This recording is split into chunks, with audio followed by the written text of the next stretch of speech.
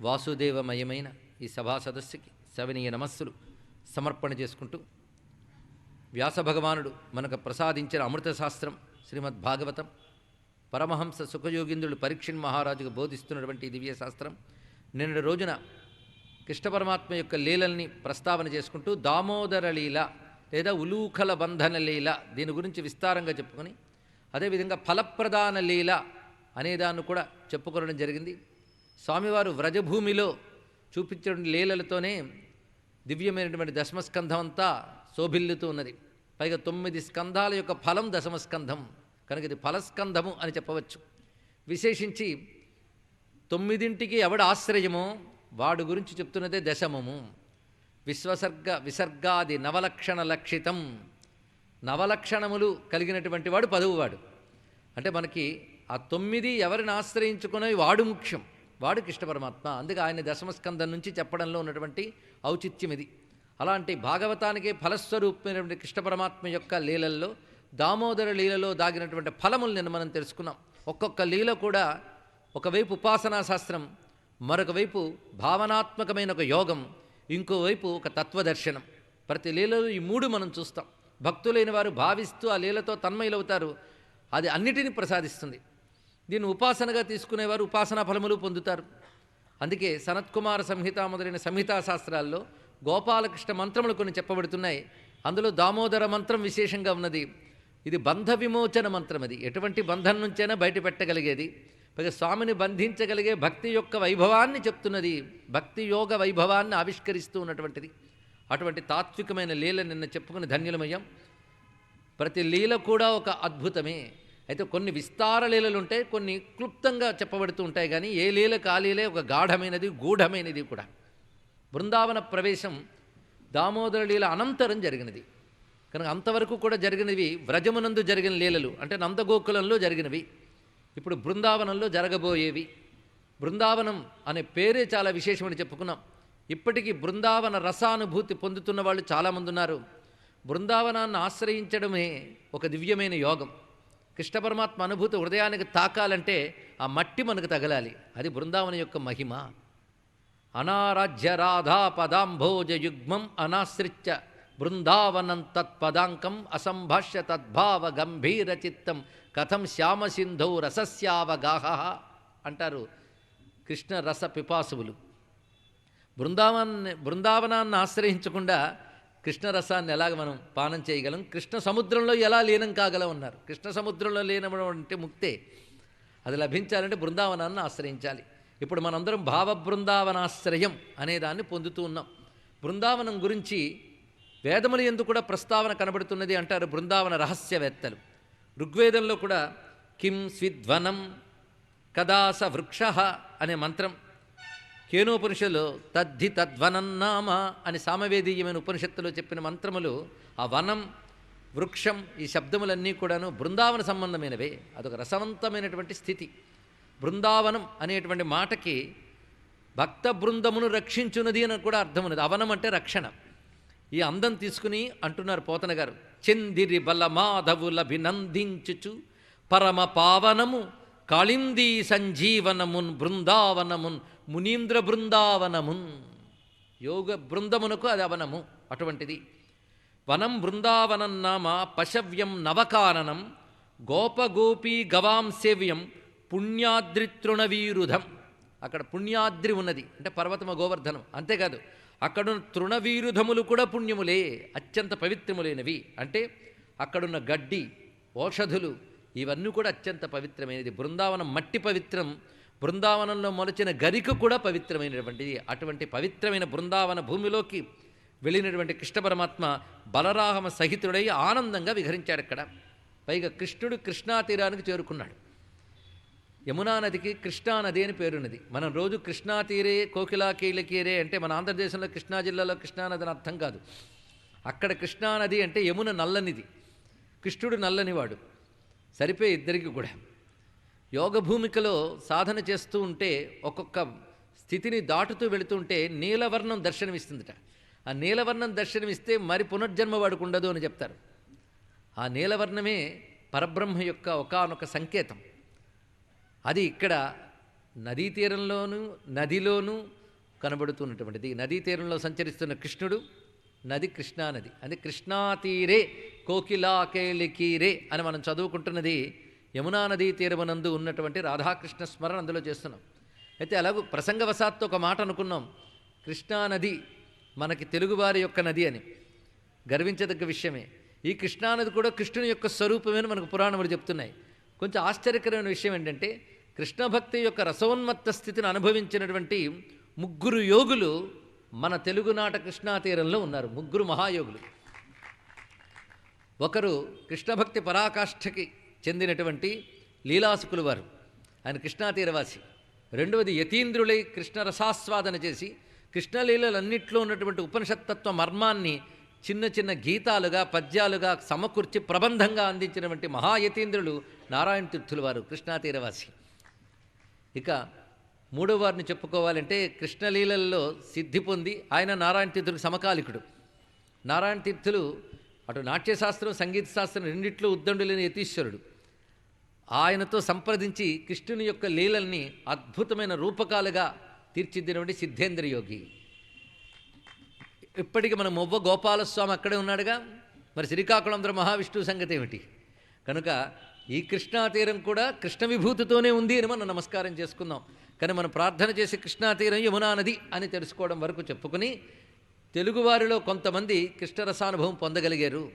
కేవలం వ్రజవాసులకే సొంతమైన అనుభూతిని వాళ్ళు పొందగలిగారు. అంతేకాదు వీరు ఆ బృందావనాన్ని చేరి తరించిన వారిలో కూడా ఉన్నారు. ముఖ్యంగా లీలాసుకుడు తాను కృష్ణకర్ణామృతం రచించిన తర్వాత ఏ సిద్ధి పొందాడో కానీ బృందావనానికి చేరుకుని అక్కడే ముక్తి పొందాడు. ఆయన సమాధి కూడా నేటికి మనకి చూడవచ్చు అక్కడ. అటువంటి దివ్యమైన బృందావన స్మరణతో ఇవాళ మనం ధన్యులమవుతున్నాం. పరమాత్మ అక్కడికి చేరేక ఎంత ఆనందంగా విహరించారంటే వీక్ష అన్నారు. ముందు చూసి వీక్షాసీదుత్తమా ప్రీతి రామమాధవయోర్ నృప. వీక్ష బృందావనాన్ని చూసిన వెంటనే కృష్ణునికి ఆనందం కలిగింది. ఆయనకు ఆనందం కలిగించేటువంటి భూమి అది. అందుకే ఇప్పటికీ కృష్ణ పరమాత్మ అక్కడ ఉన్నాడు అని అక్కడ వారి నమ్మకమే కాదు, అనుభవం. దానికి శాస్త్రముల ప్రమాణం. బృందావనం పరిత్యజ్య పాదమేకం నగచ్చతి అంటాడు. అంటే బృందావనాన్ని విడిచిపెట్టి ఒక అడుగు బయట పెట్టాడు. మరి వెళ్ళిపోయాడు కండి మధురకి, ఆ విషయాలు తర్వాత తెలుసుకుందాం. కానీ అక్కడ ఎప్పుడు ఉంటాడని మాత్రం ఇప్పుడు స్మరించుకుంది. నిత్యలీలాధామం. మిగిలిన చోట్లకు వచ్చి లీలలు చేసి తన పరంధామానికి వెళ్ళాడు. కానీ బృందావనం మాత్రం ఆయనకి ఎప్పుడూ పరంధామమే, అది నిత్యలీలాధామం. అక్కడికి చేరిన తర్వాత కృష్ణ పరమాత్మ వయస్సు కాస్త ఆయన 5 ఏళ్ల ప్రాయం వరకు వచ్చాడు. ఆ సమయంలో ఆయన వత్సపాలుడుగా ఒకానొక ప్రత్యేకమైన హోదాను పొందాడు. అంటే వ్రజవాసులు వాళ్ళు గోపాలకులు గనక వారిలో పిల్లలకు ఒక వయస్సు రాగానే లేగల్ని తోలడం అని పనప్పు చెప్తారు. పెద్దవాళ్ళు ఆవుల్ని తోలడం వాటిని పని అంతా చూసుకుంటారు, పిల్లలు లేగల్ని తోలుతారు. అంటే ఒక విధమైన ఒక శిక్షణ వంటిది అనుకోవచ్చు. వారి వృత్తిలో వారు అప్పటి నుంచే ఒకనొక అనుబంధం ఏర్పరచుకున్న పద్ధతి. అందుకే ఏవం వ్రజౌకసాం ప్రీతం యచ్చంతో బాలచేష్టితై కలవాక్షే స్వకాలేన వత్సపాలౌ బభూవతు. వాళ్ళు ఉభయులు కూడాను వత్సపాలురుగా అంటే దూడల్ని కాపాడే పనిని చేపట్టారు. దానికి తగిన వయస్సులో వారితో పాటు అదే వయస్సు కలవారు ఇంచుమించు కాస్త అటు ఇటు పెద్ద చిన్న వయస్సు కలిగిన బాలకులు అందరూ కూడా బలరామకృష్ణులతో కలిసి ఆ పనిచేస్తున్నారు. ఇంకా వారు ఉత్సాహాలు చూడాలి. ఆ లేగలతో కలిసి పిల్లలందరూ కూడా యమునా తీరంలో సంచరిస్తున్నది ప్రతిరోజు ఒక మధురమే, ప్రతి క్షణం ఒక మాధుర్య సన్నివేశమే. ఒకప్పుడు వాళ్ళు యమునా తీరంలో సంచరిస్తూ లేగల్ని మేపుతుంటే ఒక చిత్రమైన అంశం జరిగిందయ్యా అంటున్నారు. కదాచిత్ యమునా తీరే వత్సాంశ్చారయతో స్వకై వయస్యై కృష్ణబలయో జిఘాంసుర్దైత్య ఆగమత్. ఆ సమయంలో ఎలాగోలా కృష్ణుని మట్టు పెట్టాలని తిరుగుతున్న అసురశక్తుల్లో ఒకడు ఈయన లేగల్ని మేపడం చూసి ఒక లేగగా మారి అందులో దూరిపోయాడు. ఆయన సందు చూసి కృష్ణ పరమాత్మని ఏదో విధంగా దెబ్బతీద్దామని ఒక లేగలా మారిపోయాడు, వత్సముగా. కృష్ణ పరమాత్మ ఆ మారిన లేగవిడో పోల్చుకున్నాడు. వేషాలు మార్చితే పోల్చలేడు ఆయన. ఆయన దగ్గర మాయలు చల్లవు. మేపుతూనే క్రమంగా దాని కాలు పట్టుకుని గిర్రమని తిప్పి విసిరివేశాడు. అతను కింద పడిన వెంటనే అసలు రూపం వచ్చింది, రాక్షస రూపం. వాణ్ణి సంహరించాడు. ఇది వత్సాసుర సంహారం అని చెప్పబడుతుంది. సరిగ్గా పూతన నుంచి క్రమంగా కృష్ణ పరమాత్మ చేసిన అసుర సంహారాలు మనం పరిశీలిస్తే ఇక్కడ పరమాత్మ బృందావనంలో కానీ మునుపు వ్రజభూమిలో కానీ చూపించిన లీలల్లో అసుర సంహారం అంత ప్రబలంగా మనకు కనబడదు. అది కూడా మధురంగా కనబడుతుంది. ఒక వీరత్వం, ఉగ్రత్వం, బీభత్స భయానక రసాలు, రౌద్ర రసాలు ఏవి కనబడు. అవునా లేదా చెప్పండి. ఇక్కడ ఆయన పూతన్ని సంహరించాడన్నా, తృణావర్తిని అణచాడన్నా ఏదో తెలియని ఒక మందహాసం మన మనస్సులోంచి వ్యక్తమవుతూ ఉంటుంది ఇక్కడ. అంటే ఆ పని కూడా మధురంగానే ఉంది ఇక్కడ. అందుకే కృష్ణలీలను ప్రధానంగా 2 భాగాలు చేస్తారు. మాధుర్యలీల, ఐశ్వర్యలీల అని 2 భాగాలు చేస్తారు. ఇందులో వ్రజంలో, బృందావనంలో స్వామివారు చూపించినవన్నీ మాధుర్యలీలలు. ఐశ్వర్యలీల అంటే ఈశ్వరభావ ప్రకటనం. ఈశ్వరభావ ప్రకటన అంటే అధర్మాన్ని శిక్షించి ధర్మాన్ని నిలబెట్టడం అనేది ఈశ్వరభావం.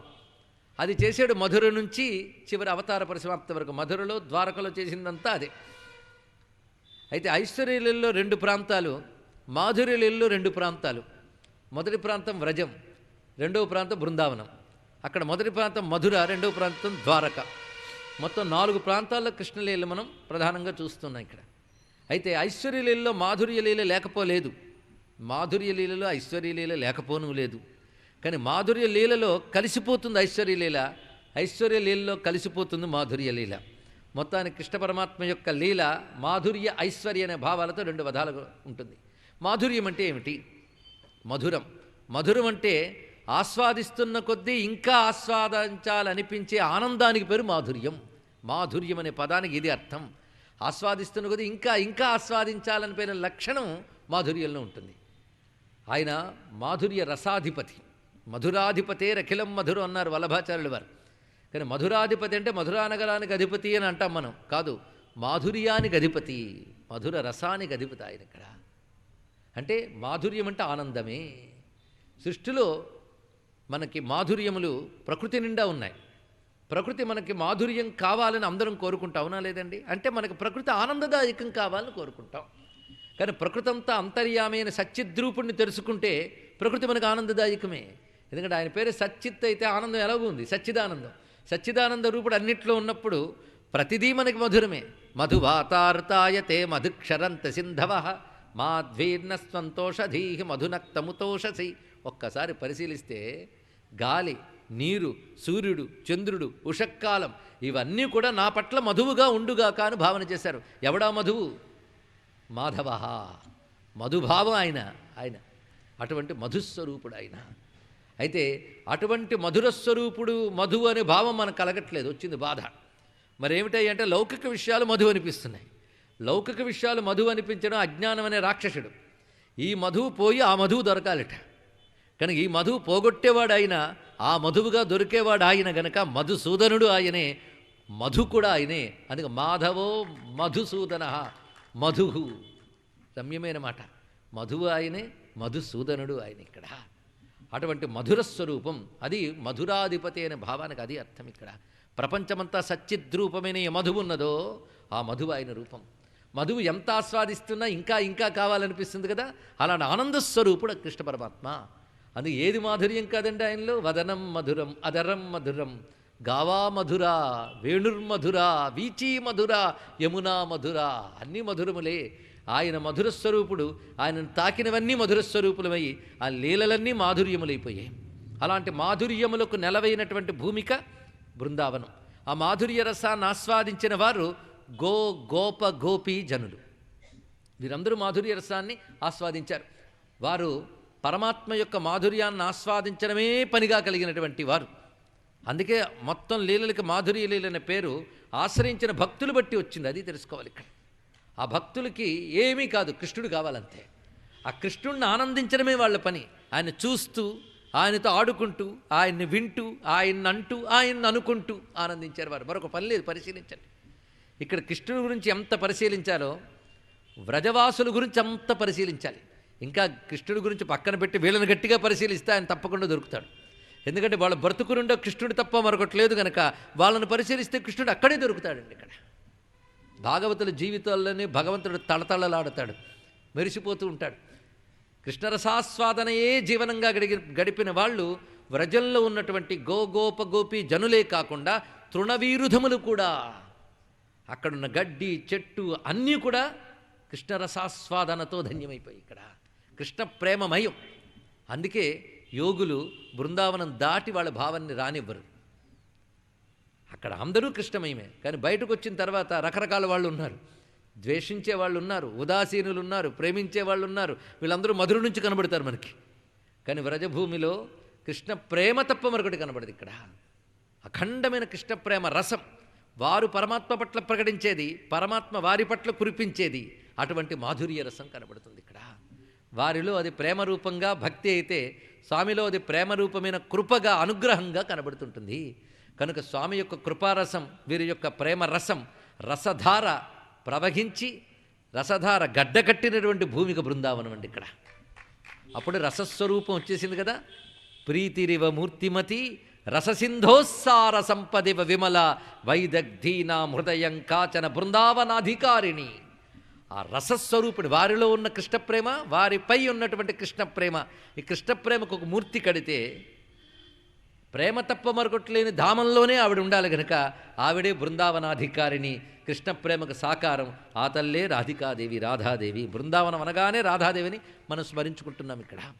అటువంటి రసస్వరూపము.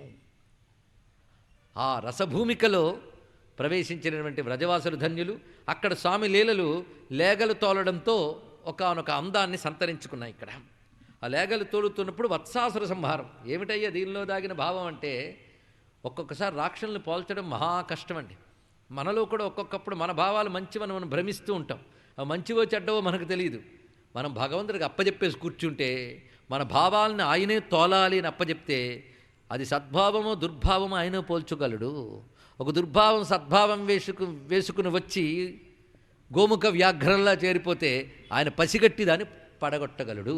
అందుకు లోపల దూరినటువంటి సద్భావవత్ గోచరించే దుర్భావాన్ని కూడా తొలగించి కాపాడతాడయ్యా పరమాత్మ. ఆయనతో ఆడుకుంటూ ఉండి నీ పని, మిగిలివన్నీ ఆయన పని, ఆయన చూసుకుంటాడు. కానీ ఇక్కడ వ్రజవాసులందరూ ఆయనతో ఆడుకున్నారు, వాళ్ళకేం ప్రమాదం కలగకుండా ఆయన చూసుకున్నాడు. వాళ్ళకు ప్రమాదం కలిగింది, తప్పింది అనేటువంటి భయము కానీ మరొకేమీ లేదు. అందులో కూడా కృష్ణరసాస్వాదనే వాళ్ళు చేశారు. వత్సముల పగిది జగముల వత్సలతన్ మనుపు జూచు వాడయ్యుంటన్ వత్సముల మేపుచుండియు వత్సాసరు జంపె భక్త వత్సలుడదిపా అన్నారు పోతన గారు. రమ్యమైన వత్సల శబ్దాన్ని అంత చక్కగా వాడుతూ స్వామి ఆ పని చేసిన వెంటనే దేవతలు కుసుముష్టి కురిపించారు వాళ్ళ మీద. అయితే ఇక్కడ భావుకులు అనేక రకాలుగా చెప్తారు. ఈ కుసుముష్టి ఎక్కడి నుంచి పడిందా అని గోపబాలుడు చూస్తున్నట్ట. ఈయన ఎవడికి దొరకడు కదా. నేను వాడిని విసురుతున్నప్పుడు ఆ చెట్లకి తగిలి చెట్లు కుదపబడి పువ్వులు రాలుతున్నాయిలే అన్నట్టండి ఆయన, తెలియనివ్వకుండా. ఆ విధంగా వత్సాసుర సంహారం చేసినటువంటి స్వామి ఆ తర్వాత వెళుతూ ఉంటే ఒక చిత్రమైన ప్రాణి కనబడింది మరొక సందర్భంలో. ఇవన్నీ వెంటనే జరిగేం లేదు. ఒకరోజు ఏదైతే మరొక రోజు అది. తేతత్త దదృశు బాలా మహాసత్వం అవస్థితం. ఒక మహాసత్వం, ఏదో పెద్ద ప్రాణి అంటే ఇవన్నీ మాయావేషములు ధరించి వచ్చినవే. పైగా చూడ్డానికి ఎలా ఉన్నది అంటే గిరే శృంగమివ స్థితం, ఒక పర్వత శిఖరంలా, పైగా వజ్రంతో తెగ్గొట్టబడిన ఒక పర్వత శిఖరం అక్కడ పడిందా అన్నట్టుందట. అంత పెద్ద స్వరూపం. చూస్తే అది కొంగ. సవై బకో నామ మహాన్ అసురో బకరూప ధిర్క్. వాడి పేరు బకుడు, పేరుకు తగ్గట్టు బకరూపం ధరించి అక్కడున్నాడు. వాడి ముక్కు చాలా పెద్దగా ఉన్నది, వాడి కలిగి ఉన్నది. ఇలాంటి బకం ఎప్పుడూ చూడలేదు అంటున్నారు. పైగా అడవుల్లో తిరిగే వాళ్ళు రకరకాల పక్షుల్ని జంతువులను చూస్తారు, కానీ వీళ్ళకి అది చిత్రంగా అనిపించింది. రాక్షస బకం అది, పెద్ద రూపం ధరించి పర్వత సమాన రూపం ధరించున్నది. దాని దృష్టంతా కూడాను పరమాత్మ వైపే ఉన్నది. సరే, కృష్ణ పరమాత్మ కూడా దృష్టికి తగ్గట్టు నిలబడ్డాడు. వెంటనే నేను పట్టుకు మింగేసిందండి. అక్కడ మింగిన వెంటనే బలరాముడు ఇతర గోపకులు మూర్ఛపోయినంత పనియింది. ప్రాణాలు వెళ్ళిపోయిన తర్వాత ఇంద్రియాలు ఎలాగవుతాయో అలా అయిపోయారు గోపకులు అని ఒక అద్భుతమైన భావాన్ని ఇక్కడ చెప్పాడు. ఇక్కడ బభూవరింద్రియాణీవ వినా ప్రాణం విచేత సహా. ఈ మాటలో చెప్పడంలో కృష్ణుడు వాళ్ళకి ప్రాణం, కృష్ణుడు లేకపోతే ప్రాణం పోయినట్టే. అది వాళ్ళ యొక్క భక్తి. భక్తిని పరిశీలించవలసిన విధానం.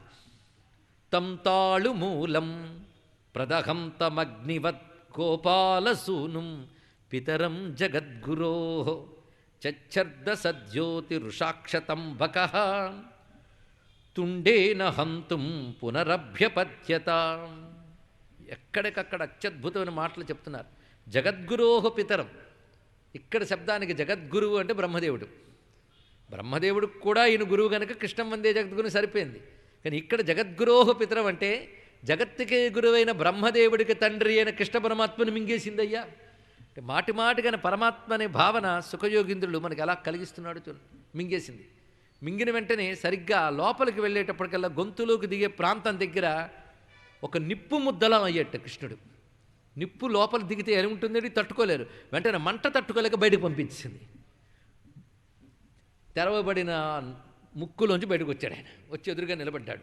చూసింది, ఇంత ఇసుమంత గాయం లేదు శరీరానికి, లోపలికి తీసుకెళ్ళాను, పైగా నన్ను మంట పెట్టాడు ఇక్కడ, ఇసుమంత గాయం కలగలేదని కోపం వచ్చి ముక్కుతో పొడవడానికి సిద్ధమైంది. వెంటనే స్వామి ఆ ముక్కును పట్టుకుని రెండుగా చీల్చాడు.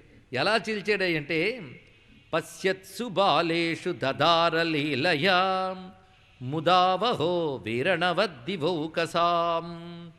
వీరణవత్ అంటే తుంగగడ్డి పోచని చీల్చినట్టు చీల్చాడంతే. వెంటనే అది సంహరింపబడింది. గోపాలసుతులు ఆశ్చర్యంతో ఆనందపడ్డారు. ఎందుకంటే ఆయన ఏమైపోయాడు, మింగేసింది అనుకోగానే బయటకు వచ్చాడు. తర్వాత పొడవబోతే చీల్చిపెట్టాడు. అది చూసి వాళ్ళకి ఆనందం కలిగి కృష్ణ పరమాత్మను చుట్టేశారు ప్రేమతో. ఇదైనా కొద్ది రోజులకు మరొక ఆశ్చర్యకరమైన ఘట్టం జరిగినది. ఈ బకుడుకో సోదరుడున్నాడు. సరే, వాడు వచ్చే వరకు వీళ్ళందరూ ఎంత ఆనందంగా విహరిస్తూ ఉన్నారో ఆ విహార వైభవాన్ని ఇక్కడ చెప్తూ, పరమాత్మని సంహరించాలని ఎవరైతే వచ్చారో వాళ్ళు సంహరింపబడుతున్నారు. అమృతస్వరూపుడైన పరమాత్మకు మృత్యువు తెద్దామని వచ్చిన వాళ్ళందరూ మృత్యువు పాలవుతూ ఉన్నారే ఒక విధంగా. ఇంకో విధంగా వాళ్ళకు అమృతత్వాన్ని ఇస్తున్నాడు పరమాత్మ. వారి భాగ్యం అది.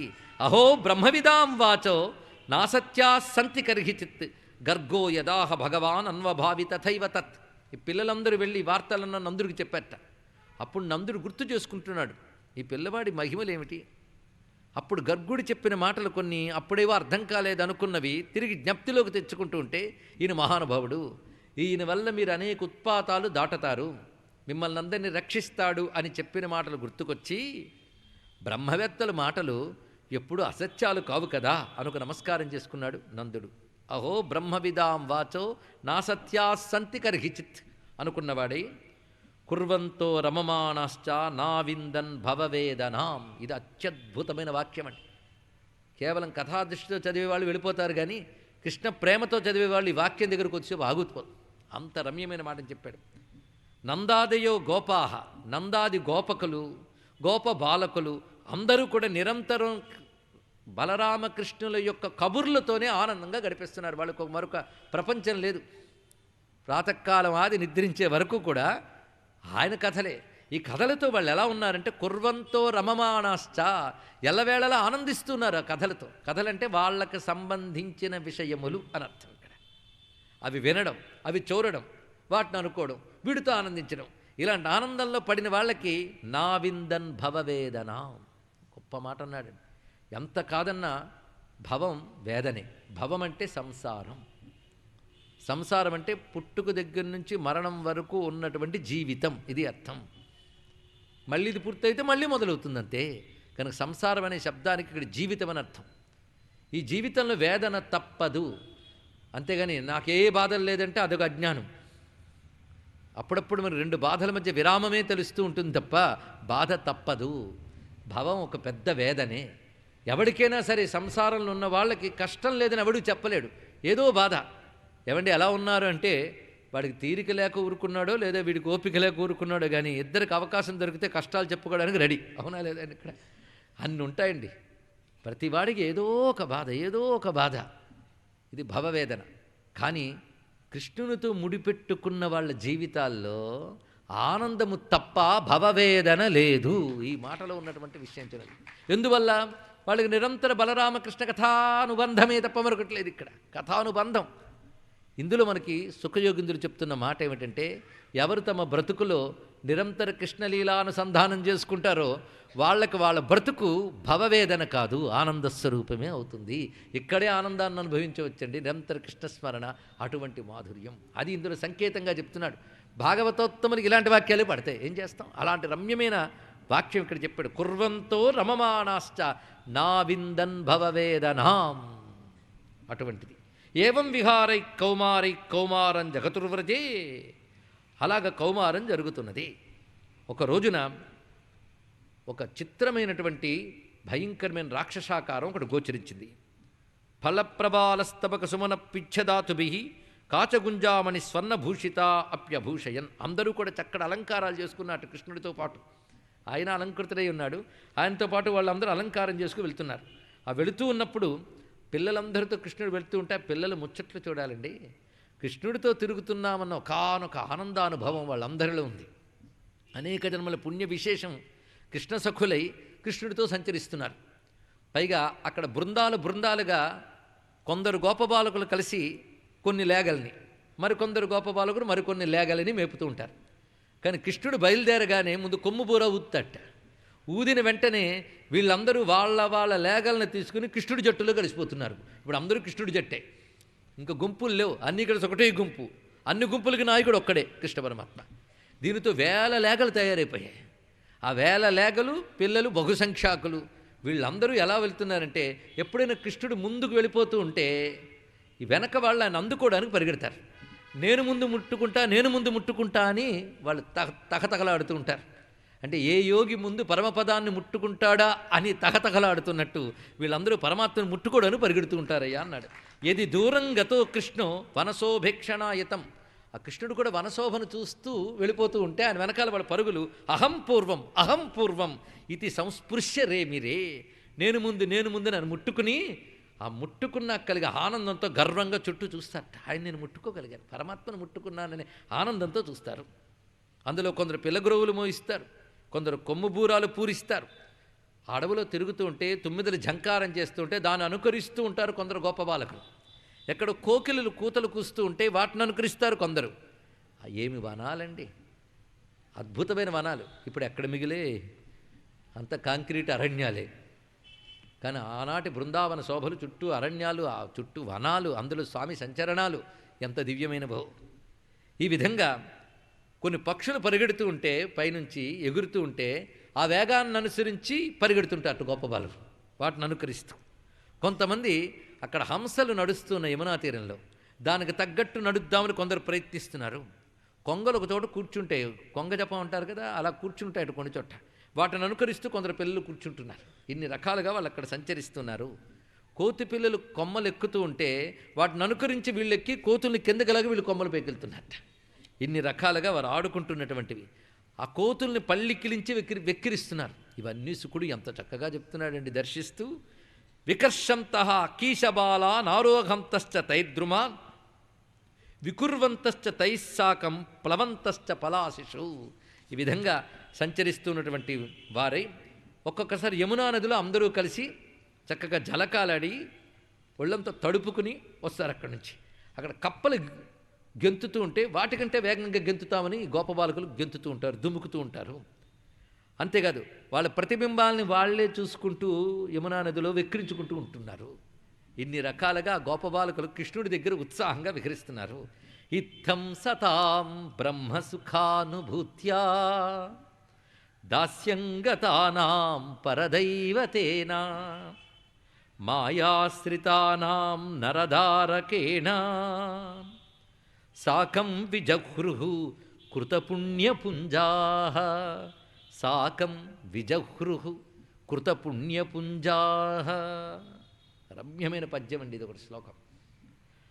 జ్ఞానులకు బ్రహ్మానందంగా ఎవడు అనుభవానికి వస్తున్నాడో, శరణాగతులైన భక్తులకి పరమదైవంగా ఎవడు కనబడుతున్నాడో, అజ్ఞానబంధంలో ఉన్నవారికి నరుడుగా ఎవడు గోచరిస్తున్నాడో అటువంటి పరబ్రహ్మతో ఆడుకుంటున్నారయ్యా ఈ పిల్లలందరూ. అంటే కృష్ణావతార తత్వం ఏంటో 3 మాటల్లో చెప్పేశారండి ఇక్కడ. జ్ఞానులైన వారికి ఆయన పరబ్రహ్మ, భక్తులైన వారికి, శరణాగతులైన వారికి ఆయన పరదైవం. అదే అజ్ఞానంలో ఉన్నవారికి ఆయన ఒక నరబాలుడు అంతే. కానీ మొత్తానికి ఎవడు? ఆయన పరబ్రహ్మ, ఆయన పరదైవం. అటువంటి వాడితో ఆడుకోవడానికి వీళ్ళందరూ కూడా పుణ్యాలు గుట్టలు గుట్టలుగా చేసుకు పుట్టారు గనుకని ఆయనతో కలిసి ఇలా ఆడుకోగలుగుతున్నారు. ఎందుకంటే ఎవరి యొక్క పాద ధూళి కూడా జన్మలు తపస్సులు చేసిన మహాత్ములకు కూడా లభించదో అటువంటి వాడిని కళ్ళారా చూడడం కాకుండా ఆయనతో కలిసి నడుస్తూ, ఆయన చేతులు పట్టుకుంటూ, ఆయనతో కలిసి ఆడుకుంటూ తిరుగుతున్నారంటే పగలు రేయు కూడా వారెంత ధన్యులు. యత్పాదపాంసుర్బహుజన్మ కృచ్ఛ్రతో ధృతాత్మభిః యోగిభిరప్యలభ్య. ధృతాత్మభి అంటే మనస్సుల్ని నిగ్రహించినటువంటి వారు, బహుజన్మ కృచ్ఛ్రత అనేక జన్మల అత్యంత కష్టముతో మనస్సును నిగ్రహించినటువంటి యోగులకు కూడా అపి అలభ్య, వాళ్ళకు కూడా దొరకదా అని పాదధూళి. అలాంటి స్వామి సయేవ యదృగ్విషయం, అలాంటి ఆయన ఇప్పుడు దృగ్విషయం అయిపోయాడయ్యా, కంటికి కనబడుతున్నాడు. సయేవ యదృగ్విషయ స్వయం స్థిత కిం వర్ణ్యతే దిష్టమతో వ్రజౌకసాం. వాళ్ళ భాగ్యాలను ఏమని వర్ణించము, ఆ గోపబాలకుల భాగ్యాన్ని, వ్రజవాసుల భాగ్యాన్ని ఏమని వర్ణిస్తాం అంటూ మాటికి శుకుడు వాళ్ళ భాగ్యాన్ని తలంచుకుంటూ పరవశించిపోతున్నాడు, వింటున్న వారిని పరవశింపజేస్తున్నాడు. ఇలా వాళ్ళు ఆనందంగా విహరిస్తుంటే ఒకరోజు ఒక భయంకరమైన రాక్షసుడు నోరు తెరచున్నాడు. ఆ నోరు ఎలా ఉన్నదంటే ఆకాశంపై ఒక డిప్ప, కింద ఒక డిప్ప, రెండు పెట్టుకుని ఉన్నాడా అన్నట్టుందిట. అంత భయంకరంగా ఉంది. పైగా ఎర్రగా ఉంది ఆ నోటి లోపల భాగం. ఆ ఎరుపు ఎలా ఉన్నదంటే సంధ్యాకాశం ప్రకాశిస్తున్నప్పుడు ఆకాశం ఎర్రగా ఉండడమే కాకుండా క్రింద ఉన్నటువంటి నది కూడా ఎలా ఎర్రగా ఉంటుందో రెండు వైపులా ఎరుపు ఉన్నట్లు వాడి నోటి లోపల భాగం రెండు వైపులా ఎర్రగా ఉన్నది. పైగా ఆ నోటికి అటు ఇటు కోరలున్నాయి. చూస్తూ ఉంటే ఒక పెద్ద కొండ చిలువ నోరు తెరుచుకున్నట్లుందిట. అదొక కొండ చిలువ. ఇది కొండ చిలువే కదా, ఇలాంటి కొండ చిలువను ఎక్కడైనా చూసామా అనుకుంటున్నారు వీరు. ఆ కొండ చిలువ సామాన్యం కాదు, ఒక రాక్షసుడు ఆ రూపం ధరించాడు. రాక్షసుడు కొండ చిలువ రూపం ధరిస్తే మామూలు కొండ చిలువలో ఉండడు, వాడికి భయంకరమైన కొండ చిలువ. వాడు పూతనికి సోదరుడు, బకాసురుడికి సోదరుడు. ఆ రెండు కోపాలు వాడికి. వాళ్ళిద్దరిని ఈయనే చంపాడు కనుక ఈయన పని ఎలాగైనా పడదామని చెప్పి ఆ రూపంతో ఉన్నాడు. ఈ పిల్లలు చూశారు, చూసి పరికించి ఇదేదో చిత్రంగా ఉందే, చూడ్డానికి కొండ గుహలా ఉంది, కొండ చిలువేమో అన్నాడు ఒకడు. ఏదేమైనా పర్వాలేదు, చాలా ఆసక్తిగా ఉందిగా, లోపల దూరుదామా అన్నట్ట. పిల్లలు కదా, వాళ్ళకి అలా అనిపిస్తుంది. ఇతి వ్యవస్యా జగరం బృహద్వపు, దాని యొక్క పెద్ద శరీరం చూసి, పైగా ధరాధరోష్టో జలదోత్తరోష్టో, అధరోష్టము భూమికి తగులుతూ ఉంటే ఉత్తరోష్టము జలదానికి తగులుతోందన్నాడు. ఇక్కడ ఓష్టం అంటే పెదవి కింద లేదా దవడలు, ఈ భాగం ఇక్కడ, ఆ భాగం అక్కడ ఉంది. ఇక్కడ అలా ఉన్నటువంటి దాన్ని చూసి వీళ్ళందరూ లోపలికి వెళదాం అనుకున్నారు. పైగా లోపలికి వెళ్తే ఏమవుతామా అన్నాడు. ఏం పర్వాలేదు లోపలికి వెళ్దాం అన్నట్టు. ఎంత ధైర్యం అండి వాళ్ళకి. అది పాము అనుకుని వెళ్ళిపోతున్నారు. ముందేమనుకున్నారంటే ఒక గుహ అనుకున్నారు, తర్వాత పాము నోరు అనుకున్నారు, ఇలాంటి పాము వింత పాము కొత్త పాము అనుకున్నారు, అయినా సరే లోపల దూరుదాం అనుకున్నారు. ఇప్పుడు వాళ్ళు భావించిన దానిలో ఏది సత్యం, గుహ అనుకున్నది సత్యమా, పాము అనుకున్నది సత్యమా? రెండూ కాదు, రాక్షసుడు. ఆ సత్యం ఆయనకు తెలుసు, వీళ్ళకు మాత్రం అది తెలియదు. ఇది తెలిస్తే మనకు కొంతమేరకు అందాలు ఎక్కడో. అది భయంకరమైన సర్పము, రాక్షస సర్పం, అది సామాన్యం కాదన్న విషయం పరమాత్మ ఒక్కడికే తెలుసు. వీళ్ళు ఏమనుకుంటున్నారు, అదొక సర్పం అనుకుంటున్నారు. దాని అసలు స్వరూపం ఆయనకు తెలుసు, అసలు స్వరూపం వీళ్ళకి తెలియదు. అందుకే ముచ్చట గద్ది లోపలికి వెళ్ళాలనిపించింది వాళ్ళందరికీ. పోనీ సర్పమైనా మాత్రం ప్రమాదం కాదా అండి అంటే, మనకేం పర్వాలేదయ్యా అన్నట్ట. ఏమంటే, బకునించంపిన కృష్ణుడుండ మనకున్ పామంచు చింతింప నేటికి రాపోదము. బకాసురుని చెప్పిన కృష్ణుడు మన దగ్గర ఉంటే పాము ఏం చేస్తుంది అయ్యా? వాళ్ళకి అది ధైర్యం. ఇదివరకు లీలలు చూసినటువంటి, మహిమ చూసినటువంటి ధైర్యంతో దీనిలో వెళ్ళిపోదాం అనుకున్నారు. క్షణాదనే నేతి బకార్యుషన్ముఖం విక్షోద్ధసంతః కరతాడనైర్యయు. ఎలా వెళ్ళారంటే, కృష్ణుడుంటే మాకు భయం ఏంటి అని ముచ్చటగా లోపలికి దిగుతున్నారు. పిల్లలకు కొన్ని సాహసాలు ఉంటాయండి. ఖాళీ గొట్టాలు కానీ కనబడితే లోపలికి దూరాలని ఇలాంటివి ఉంటూ ఉంటాయి కదా. అలాంటి ఒకనొక సాహసం చేశారు. ఆ సాహసం వాళ్ళ మీద ధైర్యం కాదు, స్వామి మీద ధైర్యం. పైగా వీక్షోద్ధసంతః కరతాడనై, చప్పట్లు కొట్టుకుంటూ ఒకటి చేతులు ఒకటి చరిచి నవ్వుకుంటూ లోపలికి వెళ్ళారు ఒక్కసారి. కానీ వీళ్ళందరూ లోపలికి వెళ్ళినా వాడు నోరు ముయ్యలేదండి. వెళితే మింగేయాలిగా, మింగలేదు. ఎందుకంటే అసలు వాడు లోపలికి వెళ్ళలేదు, ఆయన బయటే ఉన్నాడు. ఆయన మింగదలుచుకున్నది కృష్ణుని, ఆయన లోపలికి వెళ్ళలేదుగా, మిగిలిన వాళ్ళందరూ లోపలికి వెళ్ళిపోయారు. ఈయన బయటే నిలబడి చూస్తున్నాడు, ఆయన నోరు తెరుచుకు చూస్తున్నాడు, ఇంకా రావేం లోపలికి అన్నట్టుగా. అప్పుడు స్వామి అనుకున్నాడు, ఇత్థం మిథో తథ్యమతజ్ఞ భాషితం శ్రుత్వా విచించేత్యమృషామృషాయతే రక్షో విదిత్వాఖిల భూతస్థితః స్వానాం నిరోద్ధుం భగవాన్ మనోదధే. సుఖయోగిందుడి భాష అర్థం చేసుకుంటే 9 స్కంధాలు విన్న సంస్కారంతో దీనిలో కొత్త అర్థాలు కనపడతాయి. చూడండి ఇక్కడ, అఖిల భూత హృస్థిత. ఆ కృష్ణుడు ఎవడు? సర్వభూతముల హృదయంలో ఉన్నవాడు. ఎవడేమనుకుంటున్నాడు, ఎవడి సంస్కారం ఏమనుకునేలా చేస్తున్నదో ఆయనకు తెలుసు. మత్తస్మృతి జ్ఞానముపోహనంచ అని చెప్పాడు కదా, ఆయనకు తెలియందే ఉందండి. కనుకనే సర్వభూత హృదయస్థితుడైనటువంటి ఆ స్వామి వీళ్ళందరూ మాట్లాడుకున్నటువంటి మాటలు విని అతథ్యం, సత్యం కానిదాన్ని వీళ్ళు సత్యం అనుకుని భ్రమించారు. అక్కడ మిథ్య అనే శబ్దాన్ని వేశాడు ఇక్కడ. అంటే మిథ్యని వీళ్ళు సత్యం అనుకుంటున్నారు ఇక్కడ.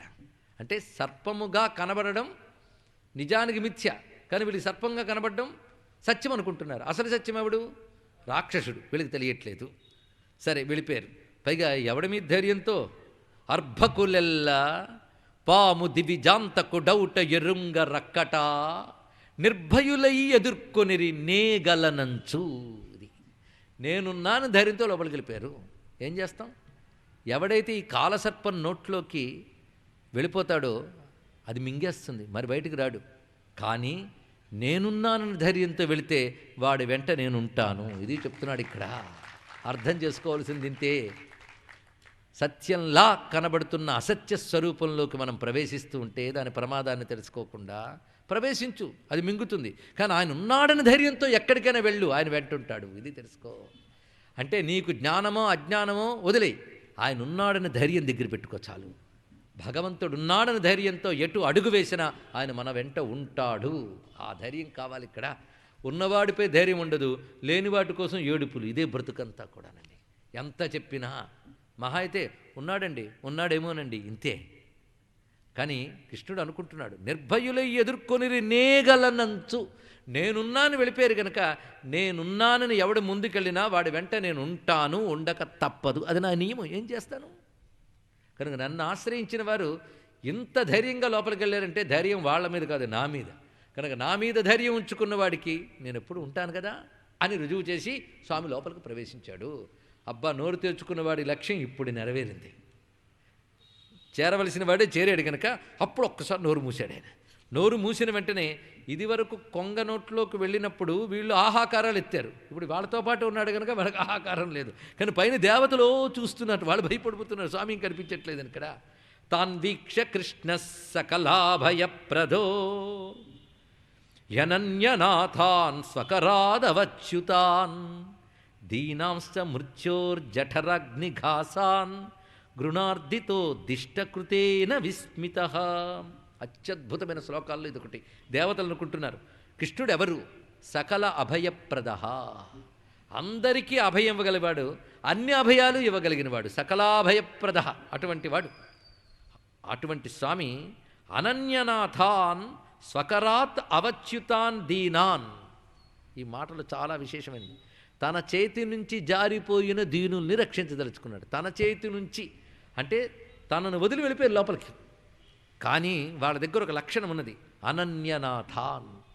నేను తప్ప మరొకరు రక్షకులు లేరనే భావనతో వెళ్ళిపోయిన దీనులు. దీనులంటే ఏం చేతకాని వాళ్ళు, బడాయిగా వెళ్ళిపోయారు కానీ ఏం చేయగలరు వాళ్ళు? దీనులు లోపలికి వెళ్ళిపోయారు. కానీ అనన్యనాథాన్ స్వకరాన్ అవచ్యుతాన్, స్వకరాత్ అవచ్యుతాన్. తన చేతి నుంచి జారిపోయారు, ఆయన వదిలి వెళ్ళిపోయారు. ఆయన దగ్గరుంటే రక్షించుకుంటాడు, ఆయన వదిలి వెళ్ళిపోయారండి లోపలికి. కానీ తన చేతి నుంచి జారిపోయినా తానున్నాననే ధైర్యంతో వెళ్ళారు కనుక రక్షిస్తున్నాడు. ఇందులో ఎన్ని భావించాలండి. ఆయన చేతి నుండి ఎప్పుడో జారిపోయాం, ఆఖరికి ఆయన మనకు మూలమని, ఆయనతో ఉన్నవాళ్ళమని మర్చిపోయేంత దూరం వచ్చేసాం. దూరం ఎక్కువవుతున్న కొద్దీ మూలం మర్చిపోవడం సహజమే. ఎన్ని జన్మల దూరం అండి వచ్చి పడ్డాం సంసార మహాసర్పంలోకి. దీనులు, చేతకాని వాళ్ళు, అది మింగినది కాటేసింది భరించాల్సిందే. ఇంతవరకు బాగుంది. కానీ అనన్యనాథాన్ అది కావాలి. ఆయన చేతి నుండి దూరమైపోయినప్పటికీ ఆయనే రక్షకుడనే భావం కలిగి ఉంటే ఆయన వచ్చి రక్షించుకుంటాడు. అది ఈ శ్లోకంలో అద్భుతంగా అందిస్తున్నాడు సుఖయుగంధుడు. భావించిన వాడికి భావించినంత. ఇప్పుడు ఆ సర్పం దేనికి ప్రతీక తెలుస్తుందా? అసలు పేరే అఘాసురుడు. అఘాసురుడు అంటే పేరు బాగుంది, ఈసారి పిల్లాడు పెడితే కొత్త పేరు అఘా అని పెడతాను అనుకుంటారేమో. సంస్కృతంలో ఉన్నాయి కనుక ఇవన్నీ పెద్ద పెద్ద మంత్రాలు. ఏం కాదు. అఘం అంటే పాపం, వాడి పేరు పాపి. ఎంత తల్లికి ముద్దొచ్చినా పాపి అని పేరు పెట్టుకుంటుందా అండి? అఘాసురుడికి అమ్మ అలా పేరు పెట్టిందా? పెట్టుండొచ్చు, కావచ్చు. కానీ ఇవన్నీ సంకేతార్థాలు చెప్తున్నాడు, మరేం లేదు. సంసారం సంపూర్ణ పాపఫలంగానే లభిస్తుంది ఇక్కడ. పైగా సంసారం యొక్క స్వరూపమే అఘం. ఎందుకంటే అజ్ఞానంతో చేసే ప్రతి పని అఘమే. అజ్ఞానం వల్లే చేస్తాం. అఘభూష్టమైనది సంసారం. ఏముందండి ఇందులో మెచ్చుకోవడానికి, ఆనందించడానికి? భగవత్స్మరణ లేనప్పుడు ఇది భయంకరమైన పాపస్వరూపమే. ఎన్ని కబుర్లు చెప్పండి, ఎన్ని పాండిత్యాలు చెప్పండి, ఎన్ని ధనాలు చూపించండి, అవన్నీ ఏమిటో నిన్న మన నలకోపర మణిగ్రీవుల కథ ద్వారా తెలుసుకున్నాం. అంతా అఘమే. అఘాసురుడు అంటే ఎవరో తెలిసింది కనుక పాపలక్షణం కలిగిన సంసారమే అఘాసురం. కానీ అదేదో నోరు తెరిచి ఉన్నటువంటి పామని అని అనుకుంటున్నాము, కానీ అది బండరాక్షుడిని తెలియట్లేదు.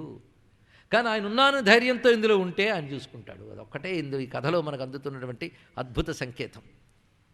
దాన్ని రమ్యమైన భావాలతో సూచిస్తున్నారు సుఖయోగిందుల వారు. అనన్యనాథాన్ స్వకరాదవచ్యుతాన్ దీనాంశ్చ. పైగా ఏ కడుపులోకి వెళ్ళారు తెలుసా?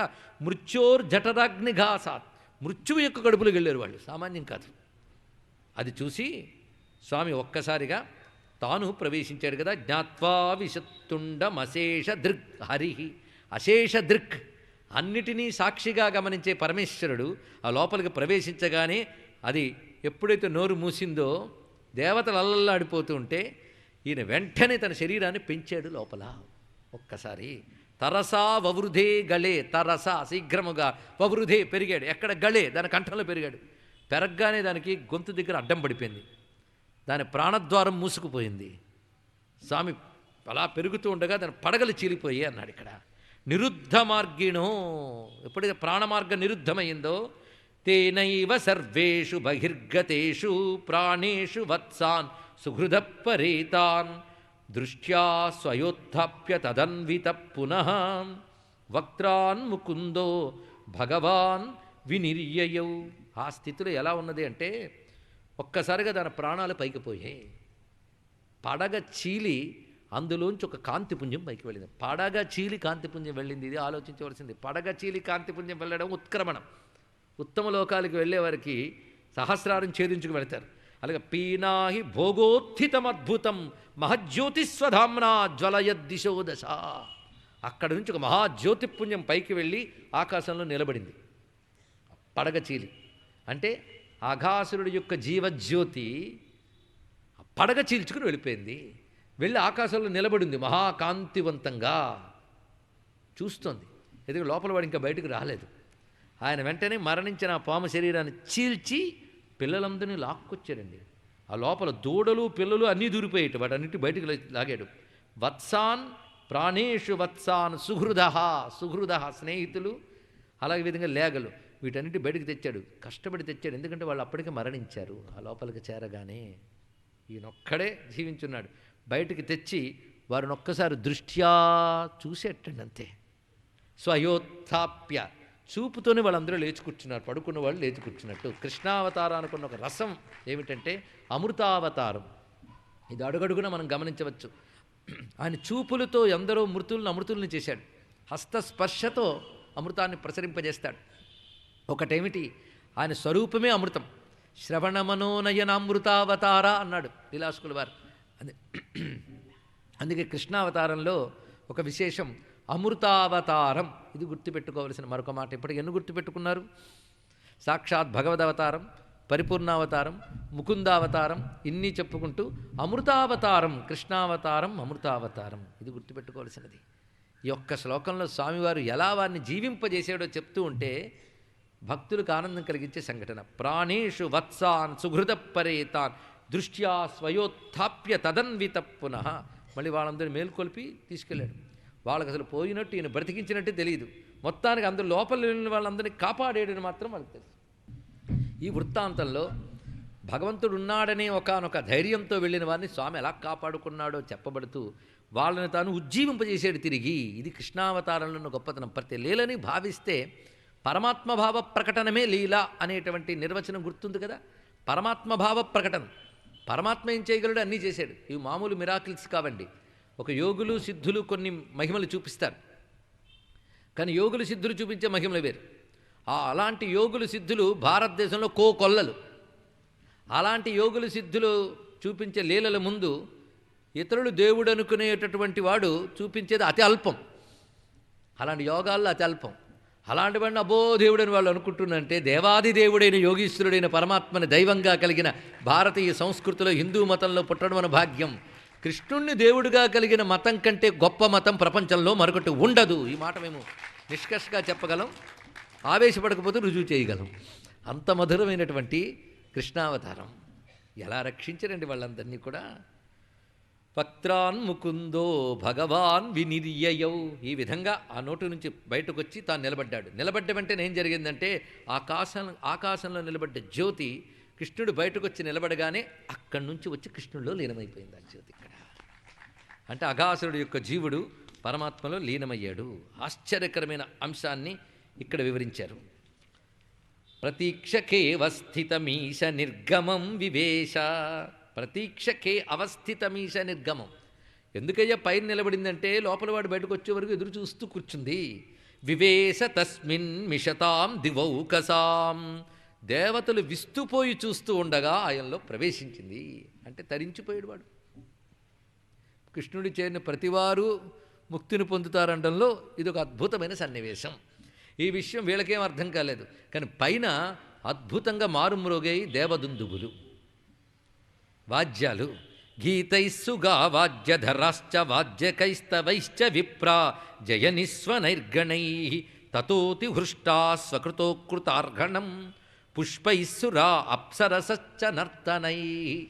ఎంత హడావిడంటే ఆకాశంలో అప్సరసులు విద్యాధరులు నాట్య సంగీతాలు గానాలు చేస్తూ ఉంటే, దేవతలు కుసుమృష్టి కురిపిస్తూ దుందువులు మారుమ్రోగిస్తూ ఉంటే, ఈ ధ్వని పైన సత్యలోకం వరకు వెళ్ళింది. ఇక్కడ బ్రహ్మలోకం వరకు చేరుకున్నది.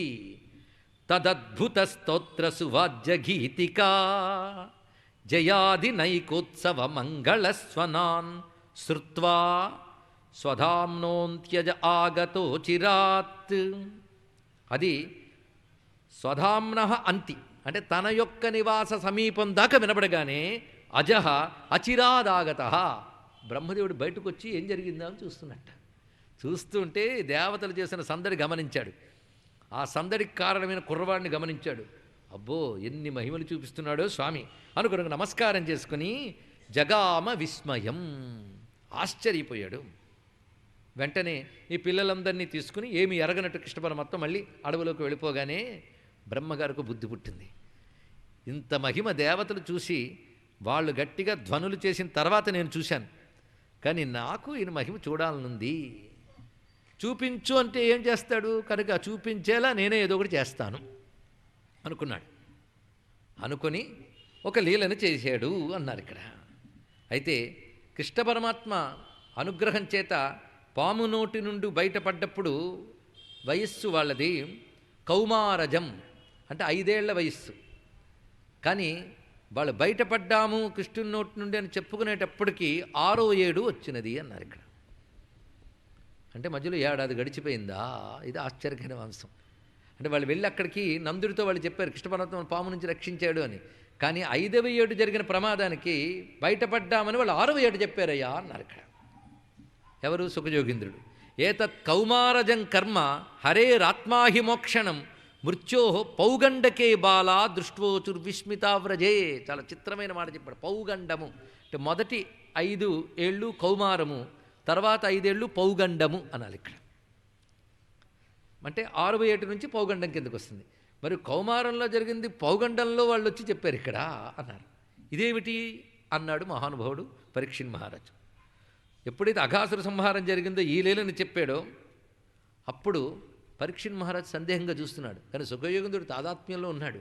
ఆయనకి ఎంత ఆనందం కలిగిందంటే అఘాసురుడు ముక్తి పొందిన వైనం ఎలా ముక్తి పొందగలిగాడయ్యా అంటే సమర్థిస్తున్నాడు చూడండి.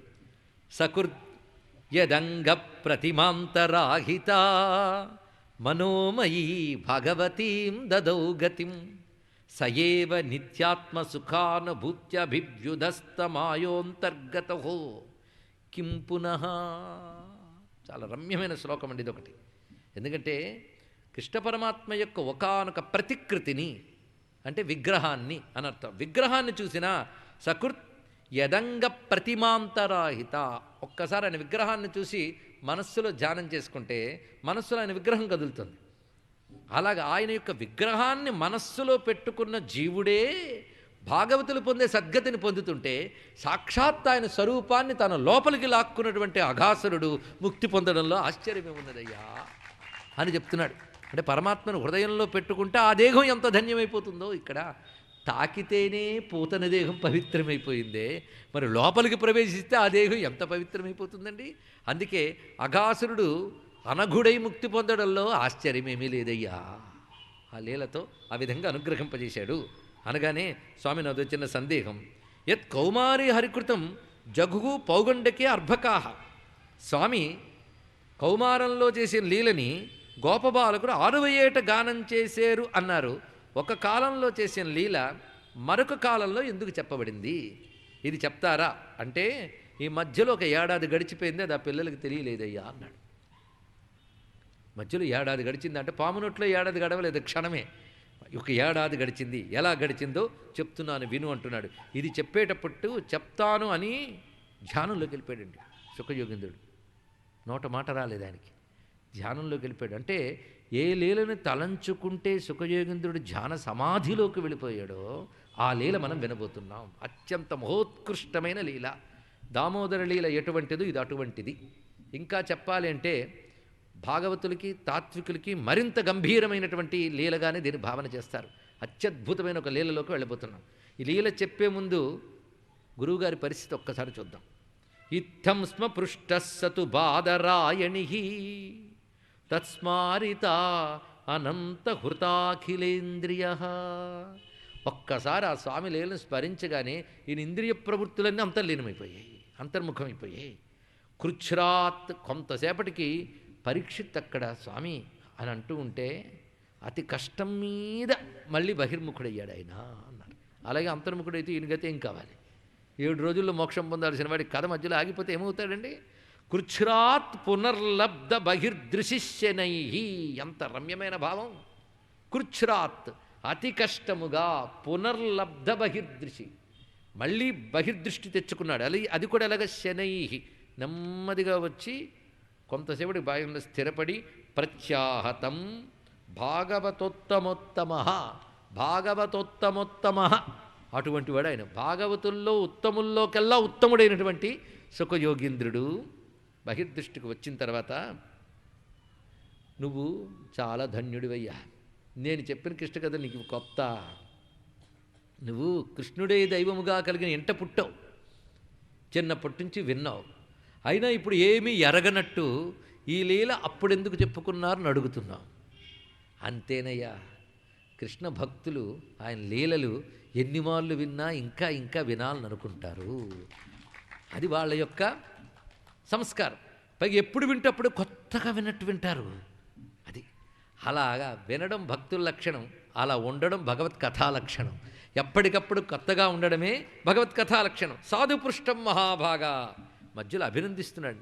త్వయా భాగవతోత్తమ, ఆయనేమో భాగవతోత్తమోత్తమ, ఈయన భాగవతోత్తమ. భాగవతోత్తమ సాధుపృష్టం, చక్కగా అడిగావు. ఎన్నూతనయసీసస్య శృణ్వన్నపి కథాముహు. నూతనయసి, నూతనయసి అంటే కొత్తదిగా చేస్తున్నావు. దేన్ని? ఈశకథ. ఈశకథ కొత్తగా అన్నట్లుగా వింటున్నావు. నిజమే. భాగవతులు కృష్ణకథని ఎలా వింటారంటే, సతామయం సారభృతాం నిసర్గో యదర్థవాణీ శృతి చేతసామపి. వాణి శృతి చేతసామపి, మాటకి చెవికి చిత్తానికి కూడా హాయి గొలిపేది కృష్ణకథ. ఆ కథ పలకడానికి, వినడానికి, మనస్సులో స్మరించడానికి హాయి కలుగుతుంది. అది ప్రతిక్షణం నవ్యవదచ్యుతస్య. ప్రతిక్షణం అది నూతనముగానే ఉంటుంది. ఎలాగంటే యస్త్రియా విటానామివ సాధు వార్త. దీనికి పోతన గారు అంటారు, ప్రియురాలి వలన వార్తలు ప్రియజనులకు నెల్లప్రొద్దు ప్రియమగు భంగిన్ ప్రియుడగు హరిచరితంబులు ప్రియభక్తులకెల్ల ఎడల ప్రియములు కావే. సరిగ్గా చక్కని అనువాదం చేశాడు. ఒక ప్రియుడు తన ప్రియురాలికి సంబంధించిన ఏ కబురు వచ్చినా అన్నీ మరచిపోయి అలాగే వింటాడు. అవునా కాదండి? స్వీట్ నథింగ్స్ అంటుంటారు, ఏముండదు, మధురంగా ఉంటుంది. అలా ఉంటాయి. కనుక ఒక ప్రియుడు తన ప్రియురాలి యొక్క కబుర్లు వినేటప్పుడు ఇతరములు విస్మరించి అదే పనిగా, అదే ప్రధానంగా ఎలా ఉంటాడో భాగవతోత్తములు భగవంతుని కథల్ని అంత ప్రియముగా వింటారు. అటువంటి ఉపమానం చెప్తే మనకు బాగా అర్థమవుతుందని శివుడికి అర్థమైంది. అంత చక్కగా చెప్పాడు. ఈ మాట శివపురాణంలో శివుడు చెప్తాడు. భక్తి అంటే నా కథల్ని వినాలి. ఎలా అంటే ప్రియుడు ప్రియురాలి వార్తలు విన్నట్లు అన్నాడు. ఇక్కడ మనకి ఇష్టమైన విషయం గురించి ఏది వచ్చినా ఆఖరికి వాళ్ళ పేరంటున్నా ఏదో మాధుర్యమైన వస్తువు తింటున్నట్టు ఆనందంగా అంటాం. ఎందుకంటే ప్రీతి వల్ల ఏర్పడిన విషయం. అయితే ఎవరి సామాన్యులకి సామాన్య విషయాలపై ఎలా ఉంటుందో మహాత్ములకి మహద్విషయాలపై ఎలా ఉంటుంది. అందుకే యా ప్రీతి రవివేకానాం విషయేష్వనపాయిని. విష్ణు పురాణంలో ప్రహ్లాదుడు విష్ణువుని అడిగిన కోరిక ఏంటంటే, అవివేకులకు విషయ వస్తువులపై ఎంత ప్రేమ ఉంటుందో నీపై నాకు అంత ప్రేమ వచ్చేటట్టు చెయ్యవయ్యా అన్నాడు. ఎంత బాగుందండి విషయం. ఎంత కృష్ణ కథ వంట పట్టదు. లోకంలో జరిగిన ఏదో ఘట్టం మాత్రం పగలు రాత్రి అదే మనసులో మెదులుతోంది అంటే లౌకికులుగా అలా ఉంటుంది. మహాత్ములకి కృష్ణ కథే పగలు రాత్రి మెదులుతూ ఉంటుంది. ఇక్కడ అంతే. అంటే వీరిగిట్టు వారు గట్టు అంతే. అంటే రెండూ ఒకటే అనమాటను కాదు, అది తెలుసుకోవాల్సిన స్థాయి భేదాలు చెప్పడం. ఇక్కడ ఇలా వివరించి శృణు, చెప్తున్నాను విను, సావధానుడివే విను. పైగా నేను ఇప్పుడు చెప్తున్నది రహస్యం, దేనికి ఇంట్రడక్షన్ లేదండి. ఈ లీలకు మాత్రం మధ్యలో ఒక పాజ్, ఒక ఇంట్రడక్షన్ ఇచ్చారంటే దీని ఇంపార్టెన్స్, దీని ప్రాధాన్యం అటువంటిది. ఒక విరామం, ఒక ఉపోద్ఘాతం ఇస్తున్నాడంటే దీని యొక్క ప్రాధాన్యాన్ని తెలియజేస్తున్నాడు. శృణుష్వావహితో రాజన్, ఏకాగ్రంగా విను. ఇది అందరికీ హెచ్చరికండి. చాలా అవధానముగా వినవలసిన లీల ఇది. పొరపాటును కూడా నాకు తెలిసిన లీల అంటే జారిపోతాం. ఎన్ని ప్యాక్ చేసి పెట్టాడు ఒక్క లీలలో. అనేక ఉపనిషద్ రహస్యాల్ని ఒక్క లీలలో నింపి పెట్టాడు. అటువంటి లీల. అందుకే రాజన్ అపిగుహ్యం వదామితే, అది అసలు నిజానికి చెప్పకూడదులే, అయినా చెప్తున్నా, ఏం చేస్తా. అత్యంత రహస్యం, చెప్పలేం. ఈ చెప్పలేమనే మాట చాలా విశేషం అండి. ఇక్కడ దీన్ని బ్రహ్మదేవుడు చెప్పలేడు, విష్ణువు చెప్పలేడు, కొన్ని చోట్ల చెప్తే ఇది ఎగ్జాజరేషన్ అని అంటాం. చెప్పలేమనేది రెండు రకాలుగా ఉంటుంది. ఏమీ తెలియకపోవడం వల్ల చెప్పలేకపోవడం ఒకటి, తెలిసిన వెంటనే గుండె నిండా ఆనందానుభవం నిండిపోయి మాటలోకి రాదు కనుక చెప్పలేమంటారు. అది గ్రహించవలసినది. ఇక్కడ చెప్పలేమనే మాట అలా అర్థం చేసుకోవాలి. అలా ఇక్కడ ఇది చెప్పలేం. రెండు అత్యంత రహస్యం, చెప్పినా అర్థం కాదు. గుహ్యం, గుహ్యం అంటే బయటికి కనబడేది కాకుండా లోపల మరొక అత్యద్భుతమైన రహస్యార్థములు ఉంటాయి కనుక దాన్ని గుహ్యం అంటాం. కానీ ఇది గుహ్యలీల, అత్యంత రహస్యలీల. రాజన్ అపిగుహ్యం వదామితే, రహస్యమనే చెప్తున్నాను. ఏం చేస్తామయ్యా, ఈ గురువులు ఉన్నారు, వాడికి లక్షణం తప్పదు. శిష్యులపై ప్రేమ కలిగితే రహస్యాన్ని కూడా చెప్తారు కదా, అందుకే చెప్తున్నాను అన్నాడు ఇక్కడ. బ్రూయు స్నిగ్ధస్య శిష్యస్య గురవో గుహ్యమప్యుత, అది చెప్పాడు. గురువులు గుహ్యమైనా సరే బ్రూయ చెప్తారు. ఎందుకంటే ప్రేమగల శిష్యులకు.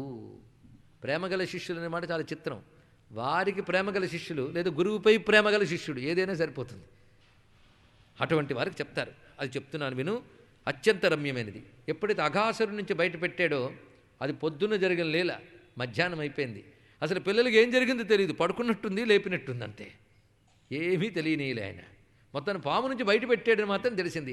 వీళ్ళందరూ కలిసి మళ్ళీ ఆడుకుంటూ వెళ్ళిపోతున్నారు. అంటే జరిగిన కించిత్ కష్టం కూడా ఆయన దగ్గర వాళ్ళు గుర్తుండదు. తిన్నగా వెళ్ళారు. అప్పుడు మధ్యాహ్నం అయిపోయింది. పైగా అక్కడ ఒక సరస్సు ఉంది. బృందావనంలో ఎన్ని అందాలండి, ఎన్ని సరస్సులో ఎన్ని సరోవరాలు ఉన్నాయో. అక్కడికి వెళ్ళాడు. ఆ సరోవర తీరంలో మంచి తిన్నెలున్నాయి, తీరభూములు. అక్కడ దగ్గరలో పచ్చిక అద్భుతంగా ఉన్నది, మంచి చెట్లు. ఇవన్నీ చూశాడు. చూసారా ఎంత అందంగా ఉందో ఈ చోటు అంటున్నాడు కృష్ణ పరమాత్మ వాళ్ళందరితో.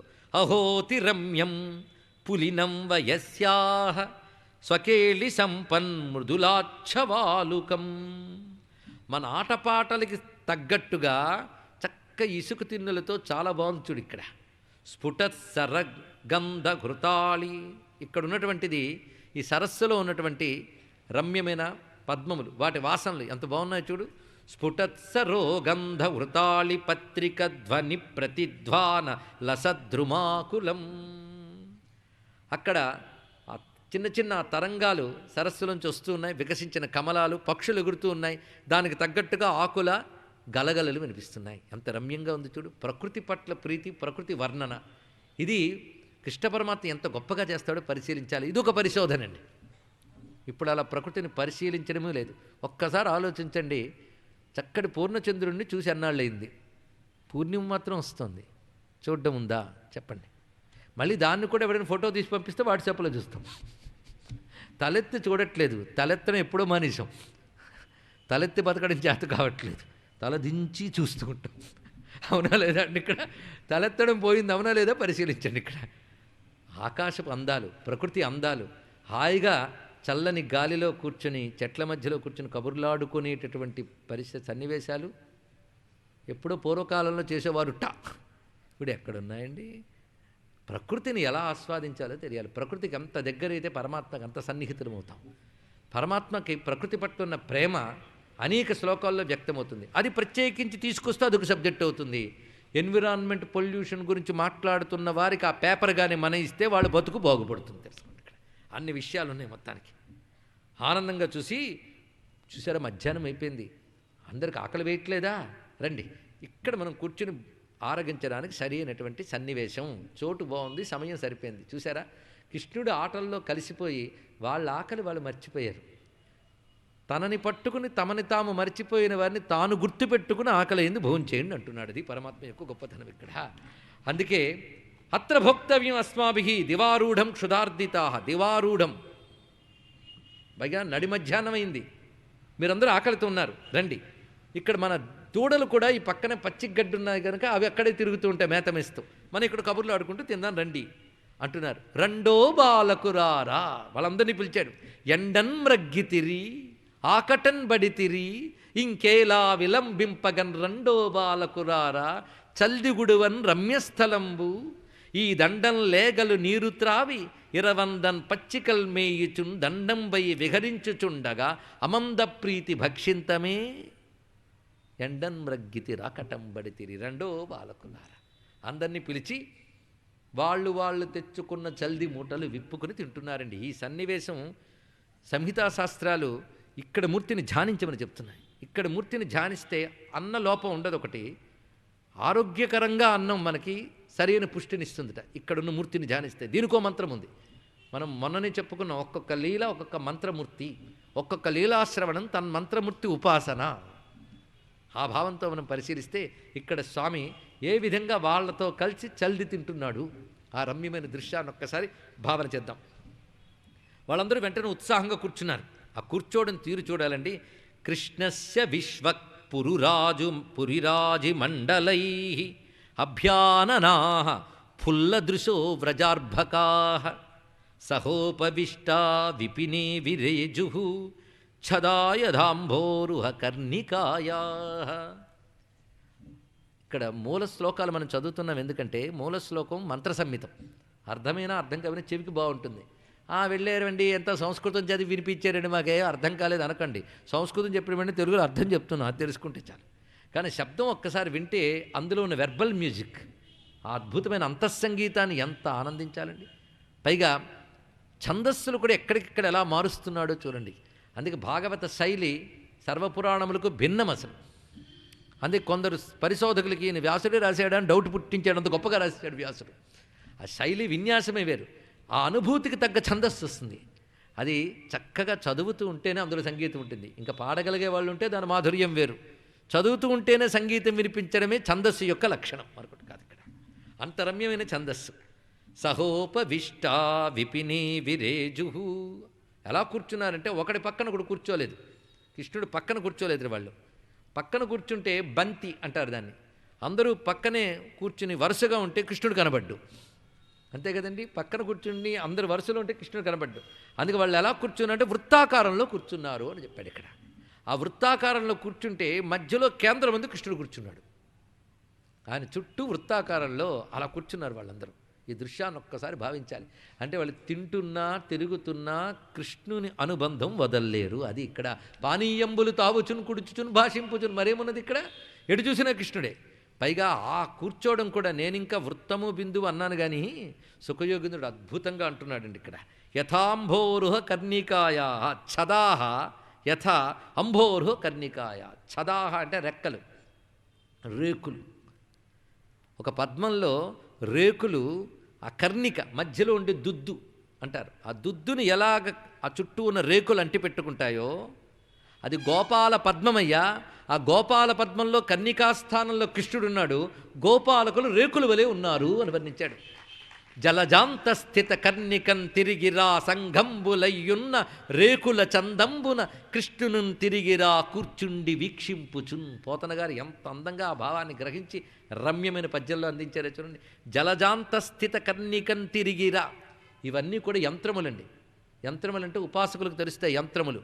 మధ్యలో బిందువు, చుట్టూ త్రికోణాలు, పద్మాలు, ఇవేగా యంత్రం అంటే. ఇది గోపాల యంత్రం. మధ్యలో బిందువు కృష్ణుడు, చుట్టూ దళాలుగా ఉన్నటువంటి వారు గోపాలకులు. ఇది పరిశీలిస్తే వృత్తం విస్తరించడానికి కేంద్రం ప్రధానం.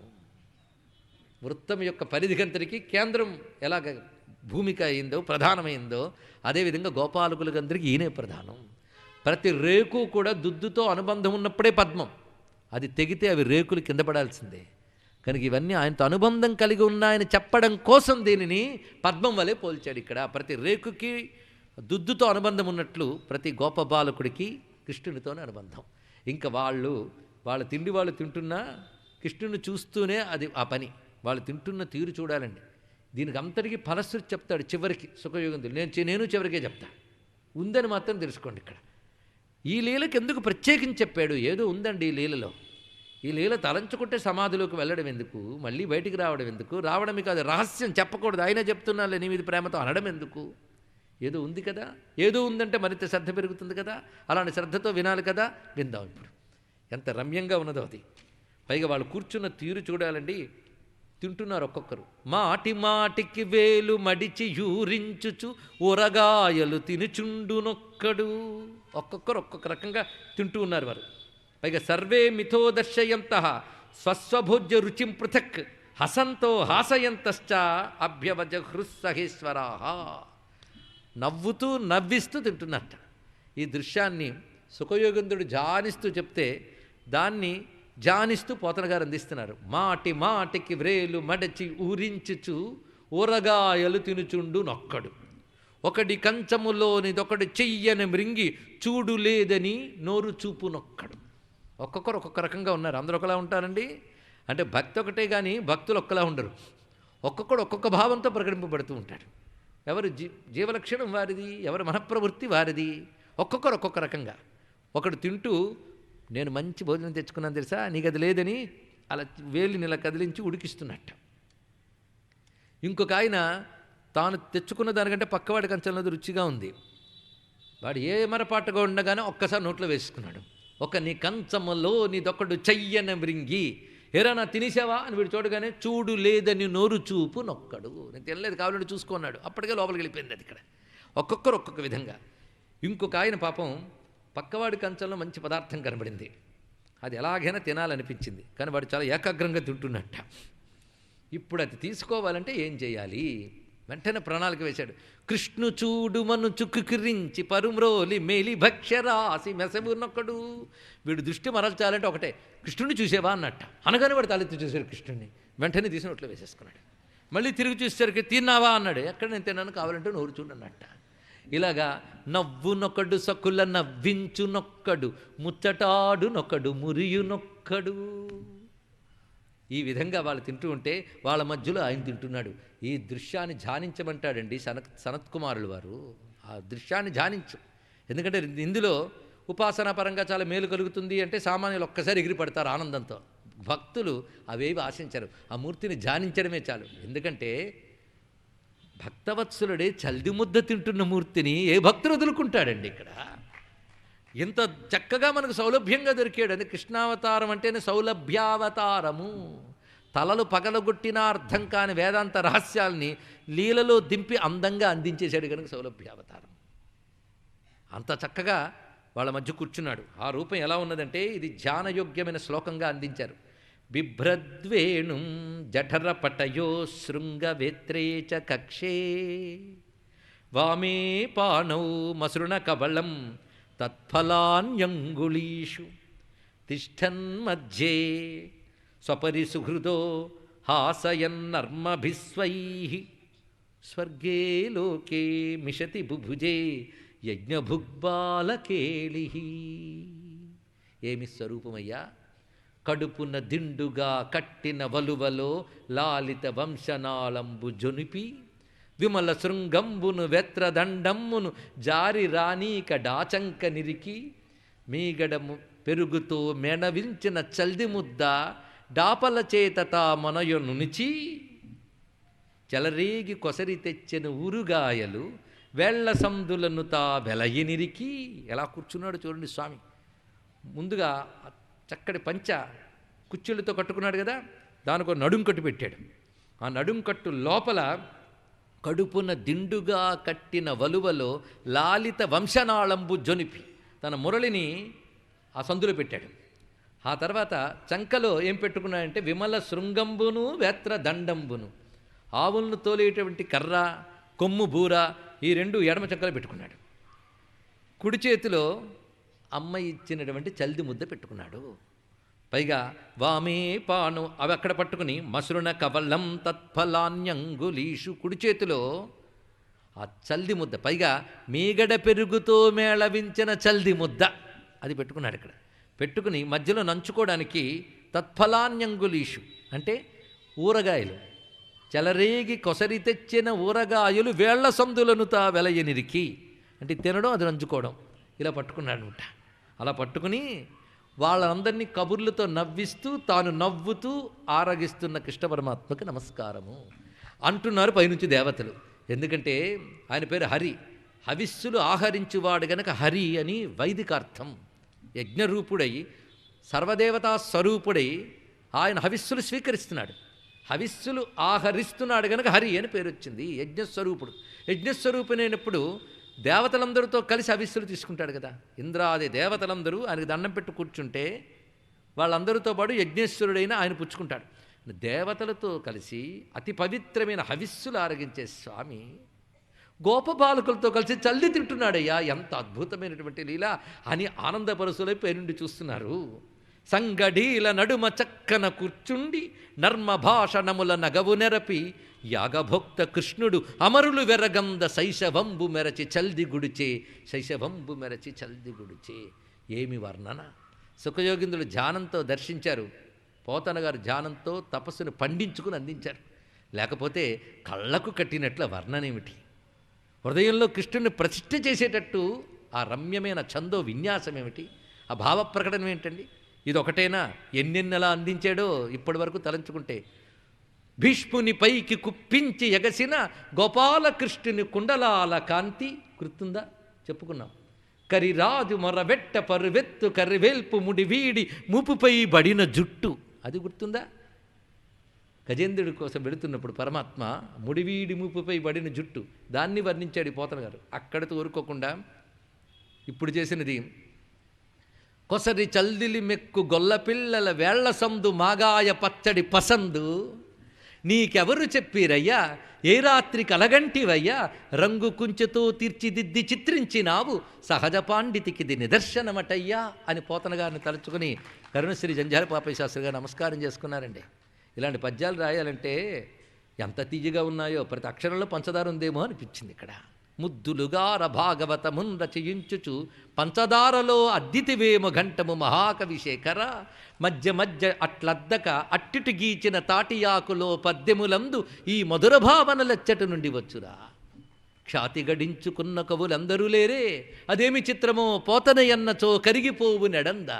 జొహారు సేతకై సేతులు లేచు ఈ జన వశీకరణాద్భుతి శక్తి చూడగా అతని పేరులో గలదో అతని ఘంటములోనున్నదో. మహానుభావుడు పోతన లాంటి మహాత్ముని పొందిన తెలుగు భాష ధన్యం, తెలుగు భాషలో పుట్టిన మనం ధన్యం. ఆ పద్యాలు చదవకుండా బ్రతుకుతున్న తెలుగువారి బ్రతుకు వ్యర్థం. ఇది తెలుసుకోండి. ఏమి రమ్యమైన పద్యాలండి! ఇక్కడ ఆ దృశ్యాన్ని ఎలా చూపిస్తున్నాడు ఇక్కడ.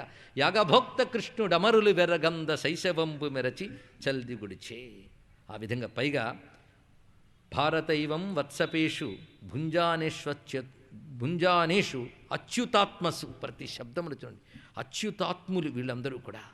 అంటే అచ్యుతుని యందే మనస్సు అర్పించినటువంటి వారు. ఇక్కడ సుఖయోగిందుడి ప్రేమ కృష్ణుడి మీద ఎంత ఉందో వాళ్ళ మీద అంత ఉందండి.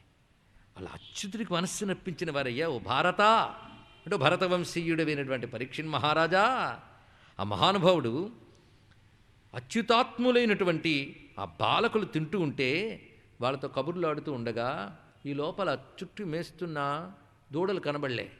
అవి గడ్డి మేస్తూ కోమల ఘాస ఖాదన రసోత్సేకంబుచే, ఆ గడ్డిని మేస్తూ మేస్తూ దూరం వెళ్ళిపోయేలాగా. వెంటనే వీళ్ళు భయపడ్డారు చుట్టూ ఉన్నటువంటి గోపబాలకులు. అయ్యే మన దూడలు కనిపించట్లేదే ఏమిటో అని. మీరేం కంగారు పడకండి, మీరు తింటూ ఉండండి, అవేమయ్యో నేను చూసొస్తాను బయలుదేరాడు. ఇక్కడ గొప్ప మాట అంటున్నారండి. కొన్ని మాటలు నిద్రపోనివ్వు, అలాంటి మాటలు చెప్పాడు. అవే మనసులో పదే పదే కలచి వైచిచునున్నవిరా పురారహో గాథలు అంటారు. అలా మనసులో మెదులుతాయి.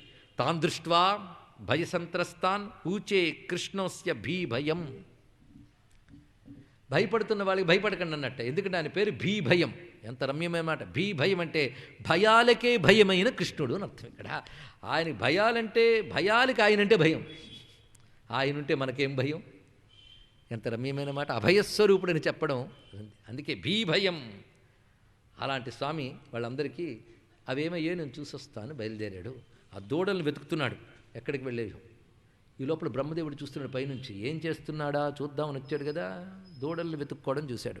ఇక్కడ ఒక రమ్యమైన భావన చేయాలండి. ఇక్కడ ఒక వ్రజ సాహిత్యంలో ఒక భాగవతోత్తముడు వ్రజభాషలో ఒక అద్భుతమైన మాట అంటాడు. తుము ఢూంఢో ముఝే గోపాలు రే వ్యాకులు గయ్యా తేరి. రమ్యమైన భావం ఇక్కడ. స్వామి, నువ్వు ఆవుల మందని మేపుతూ ఉంటావు. మంద ఎప్పుడు ఏర్పడుతుంది? గోపాలకుడు ఉంటేనే మంద, లేకపోతే గోలు మంద అవుతాయా? మంద ఉందంటేనే గోపాలకులు. మేమందరం కూడా నీవు గోపాలుడుగా ఉండగా నీ మందలోని ఆవులమే. కానీ తోలుతున్నవాడు వెనక్కుంటే అది గమనించకుండా ప్రత్యక్ దృష్టి లేకపోవడం వల్ల వెనక్కి తిరిగి చూడడం చేత కాదు గనక ముందు చూస్తూ ఉంటే నడిపేవాడిని చూడకుండా ముందు కనబడుతున్న గడ్డిని చూస్తున్నాం. పైగా కోమల ఘాసకాధన రసోత్సేకం. ఆ గడ్డి రుచితో అలా వెళ్ళిపోతున్నాం. వెళ్ళిపోతూ తోలేవాడిని మర్చిపోయి ముందు కనబడే గడ్డిని మీద ఆశతో అలా అలా అలా చాలా దూరం వచ్చేసాం. ఆ వచ్చేయడంలో నీ మందలోంచి బయటపడిపోయిన ఒకనొక ఆవును నేను. మిగిలిన బుద్ధిగా నీతో అనుబంధం కలిగి నీ పరిధిలో ఉంటూనే గడ్డి మేస్తున్నాయి. నేను గడ్డి మీద మోహంతో నీ పరిధి నుంచి బయటకు వచ్చేసాను. వచ్చేసి ఏమయ్యానంటే చాలా దూరం వచ్చేసాను. గడ్డి ఎంతసేపు తింటాను చెప్పు. మోహంతో బయటకు వచ్చేసిన కొంతసేపటి గడ్డి తినడం అయిపోయింది. వెనక్కి తిరిగి చూస్తే సందె వాలిపోతుంది, చీకటి పడుతుంది. నువ్వు కనబడట్లేదు స్వామి, చుట్టూ చీకట్లు కమ్ముకుంటున్నాయి, సందె వాలిపోతుంది. అర్థం ఏంటుంది? చాలామందికి సందె వాలిపోతుంది, బ్రతుకు జీవన సంధ్యలోకి చేరుకుంటుంది. నీ నుంచి చాలా దూరం వచ్చేసాం. ఇప్పుడు నా గతి ఏమిటి? కమ్ముకుంటున్న కారు మేఘాలు, చీకట్లు, చిక్కుబడిపోయాను స్వామి. ఒక్కడి మాత్రం నిజం, నిన్ను వెతుక్కుంటూ వెనక్కి రాలేను. వెళదామని ప్రయత్నిస్తే దారి తప్పిపోతాను. నువ్వే నన్ను వెతుక్కుంటూ రావయ్యా. తుమ్ము ఢూంఢో ముఝే గోపాలు రే వ్యాకులు గయ్యా తేరే. నువ్వే నన్ను వెతుక్కుంటూ రా. అయితే నేను ఎక్కడున్నానో తెలియనప్పుడు నీకు కష్టమేమో అని అంటావేమో. పుకారో దేనితో? వంశీషే, నీ మురళితో పిలవయ్యా, అది వినేనే నేను వస్తాను నీ దగ్గరికి నాదానుసంధానంతో అని. ఒక ఆవు బాధపడుతున్నట్టు ఒక వ్రజ భావుకుడు ఎంత చక్కగా భావించాడో ఆ ఘట్టానికి ఆలంబన ఇది ఇక్కడ. అని కోమల ఘాసకాదన రథోత్సోకంబు చే అంటారు పోతన గారు ఇక్కడ. ఆ మెత్తని గడ్డి రుచితో దూరం వచ్చేసి అక్కడెక్కడో చిక్కుడిపోయాయి. వాటిని వెతకడానికి వెళ్ళాడు. పైగా వెతుకుతున్నప్పుడు ఈ పొదలో ఉందా అని చూస్తున్నట్ట. పైగా చేతులు ఆ ముద్ద అలాగే ఉందండి, ఆ రూపం అలాగే. ఇంకోటి చంకలు అలాగే పెట్టుకున్నాడు. ఉందా అని వెతుకుతున్నాడు. ఆయనకి తెలియదేముందండి, అదొక లీల. వాటి కోసం వెతుకుతూ కొన్ని గుహల్లో చూస్తున్నట్ట, కొన్ని చెట్ల పొదల్లో చూస్తున్నట్ట. ఇది చూసి బ్రహ్మ అనుకున్నాడు, ఏమిటి ఈయన ఎంత మహిమాన్వితులను ఎంత ఘనాభజన చేశారు ఇంతవరకు వీరు, ఈయన భూమి మీద దిగి చేస్తున్నాడా చూద్దామని కృష్ణుడికి తెలియకుండా అంతమందిని ఒక్కసారి అంతర్ధానం చేసి ఒక గుహలో పెట్టాడు బ్రహ్మదేవుడు. వెంటనే దూడలు కనబడలేదని చెప్పి వెనక్కి వచ్చాడు. అక్కడ గోప బాలకులు కూడా కనబడలేదు, వాళ్ళని కూడా దాచిపెట్టేశాడు మహానుభావుడు. ఇక్కడ బ్రహ్మదేవుడు ఎప్పుడైతే రెండు పనులు చేశాడో, అంభో జన్మజనిస్తదంతర్గతో మాయార్భకస్యేసితు ద్రష్టుం మంజుమహిత్వమన్యదపి తద్వత్సానితో వత్సపాన్. ద్రష్టుం మంజుమహిత్వం అన్యదపి, ఆయన యొక్క మరొక మంజుల మహిమను చూడాలనేటువంటి కోరికతో బ్రహ్మదేవుడు వత్సాన్వితో వత్సపాన్, దూడలతో సహా దూడలను కాచేటువంటి గోప బాలకుని కూడా నీత్వా అన్యత్ర మరొక చోట దాచిపెట్టేశాడయ్యా. ఎందుకంటే అఘాసుర సంహారపు ఆశ్చర్యం నుంచి ఈ భావం పుట్టింది ఆయనకి. వెంటనే ఆ పని చేసేటప్పుడు విశ్వవిత్ విశ్వము తెలిసిన విష్ణువు కృష్ణుడు సర్వం విధికృతం అనుకున్నట్ట. చాలా బాగుంది చూడండి. చాలామంది అంటారు అంతా విధి చేత అండి. విధి చేత అంటే బ్రహ్మగారు చేసిన పని. అది ఇక్కడ సర్వం విధికృతం కృష్ణ సహసావ జగామహా. ఇంత విధిగారు చేసిన పని, బ్రహ్మ చేసిన పని తెలుసు. తెలిసినా తెలియనట్టు ఊరుకున్నాడు. ఎందుకంటే వాడంత ముచ్చట పడితే నా ముచ్చట నేను తీర్చుకుంటా. కృష్ణ పరమాత్మ లీలలో ఒక అత్యద్భుతమైన ఒక రహస్యం ఇక్కడి నుంచి మనం పరిశీలిస్తే గమనిస్తాం. సాధారణంగా నారాయణుడు సర్వదేవతా శాసకుడు, అందులో సందేహం లేదు. కానీ మానవుడై పుడితే మానవులు దేవతలకు అధీనులు, దేవతలు నారాయణుడికి అధీనులు. కొంచెం గట్టిగా ఆలోచించాల్సిన ఒకనొక సైకలాజికల్ పాయింట్ అండి ఇది. దేవతలకు ఒక సైకాలజీ ఉంటుంది, మనస్సు దేవతలకి ఉంటుంది, అందుకే ముక్తి లేదు. మనస్సు లేని స్థితే ముక్తి. ఇది వాళ్ళకి ఉంటుంది. అయితే వాళ్ళ మనస్సు మనకంటే చాలా గొప్పది, చాలా పెద్దది, అందుకు వాళ్ళకి దండం పెట్టాలి. వాళ్ళు సుమనస్కులు, మహాత్ములు వాళ్ళు. అయితే వాళ్ళు ఆయన చేతిలో ఉంటారు, వాళ్ళ చేతిలో మనం ఉంటాం. ఇప్పుడు భగవంతుడు ఏమయ్యాడు? వాళ్ళ చేతిలో ఉన్న మానవుల్లో ఒకడయ్యాడు. అప్పుడు సైకాలజీ ఎలా ఉంటుందండి? మాకంటే తక్కువైన మనుష్యుల్లో ఒకటిగా వచ్చిన వాడు గనక ఈయన శక్తికి పరిమితమా అపరిమితమా అని ఒక భావం కలుగుతుంది. మానవ శక్తికి లోబడి ఉన్నాడా, మానవుడిగా ఉంటూ దాన్ని అతిక్రమించున్నాడా? ఎందుకంటే మానవుడిగా ఉంటే మానవ శరీర లక్షణాలతో ఉండాల్సిందే, తప్పదు. కానీ ఈయన గారి మహిమ ఎంత మేరకు ఉందో చూద్దాం. ఇది ఒక సైకాలజీ. ఎందుకంటే ఇది అభిమానం అంటే పొసెసివ్నెస్. ఆయన బ్రహ్మగారు దేవతలకి ప్రభువు అనే ఒకానొక భావంతో ఉన్నాడు గనక ఈయన మానవుడు ఈ దిగితే ఎలా ఉంటాడు అని. అయ్యా ఆయనకు కూడా అలాంటి అజ్ఞానం ఉంటుందంటే ఒక్క తలకు ఒక్క అజ్ఞానం అంటే 4 తలకి 4 అజ్ఞానాలు ఉంటాయి. ఏం చేస్తాం ఇక్కడ? తలలు పెరుగుతుంటే అది పెరిగిపోతుంటుంది ఇక్కడ అహంకారం. మరి ఏం చేస్తాం ఇక్కడ? మహానుభావుడికి ఇది భావం కలిగింది, మహిమ చూద్దామని భావం కలిగింది. కానీ పరమాత్మ ఏంటి ఆ పని చేసావు అనలేదు, అనగలడు. ఆయనకి ఆయన చేతే బుద్ధి ఎలా కలిగించాలో చూసుకుంటున్నాడు ఆయన. ఇక్కడ మనం పరిశీలించితే తర్వాత కథల్లో కూడా అనేక మంది దేవతలకు బుద్ధి చెప్తారు కృష్ణావతారంలో. ఇది పరిశీలించవలసిన అవసరం. ఎందుకంటే దేవతల అధీనంలో ఉన్న మానవుల్లో ఒకటిగా పుట్టినవాడు మానవుడిగా తిరుగుతూనే ఇక్కడ భూమి తిరుగుతూ అక్కడ దేవతను ఎలా తిప్పాడో కృష్ణావతారంలో చూడవచ్చు. అది కృష్ణావతారం దేవాది దేవావతారం. ఇది ఒకటి తెలుసుకోవాల్సింది. దేవతలను సైతం శాసించాడు. అంటే కృష్ణుడు పరిపూర్ణ నారాయణ బ్రహ్మముగా భూమి మీద తిరిగాడు. నారాయణ బ్రహ్మం దేవతలను కూడా తిప్పుతాడు. ఈయన అదే పని చేశాడు ఇక్కడ. ఎక్కడా తన నారాయణత్వానికి ఏమాత్రం లోటు లేకుండా తిరిగాడు కనుకనే పరబ్రహ్మము మానవుడిగా తిరిగినప్పటికీ పరబ్రహ్మ భావన చెక్కు చెదరకుండా తిరుగుతుంది ఎలాగా అనే ప్రశ్నకి సమాధానమే కృష్ణుడు. తెలుసుకోండి, ఇక్కడ అలా సంచరించాడు. అందుకే దేవాది దేవుడు కృష్ణుడు, దేవతల్ని సైతం శాసించగలవాడు. అది ఇక్కడ రుజువు చేస్తున్నాడు ఈ లీలతో. అలా రుజువు చేయడానికి బ్రహ్మగారికి బుద్ధి మార్చాడు ఆయన. వెంటనే బ్రహ్మదేవుడు ఎప్పుడైతే ఆ పని చేశాడో ఈయన విధికృతమని తెలుసుకుని సాయంకాలం అయిపోయింది. ఇప్పుడు ఏం చేస్తాడు? ఇంట్లోకి వెళ్ళాలి. వెళ్ళి ఏం చేయాలి? ఆ గోపబాలకుల తల్లిదండ్రుల దగ్గరికి వెళ్ళి అమ్మా మీ పిల్లలు కనబడట్లేదమ్మా అనాలి. ఆవుల దగ్గరికి వెళ్ళి ఏమనుకోకండి మీ దూడలు ఏమయ్యో తెలియదు అనాలి. కానీ ఎవరిని ఏడిపించని కృష్ణుడు ఆ పని చేస్తాడండి ఇక్కడ.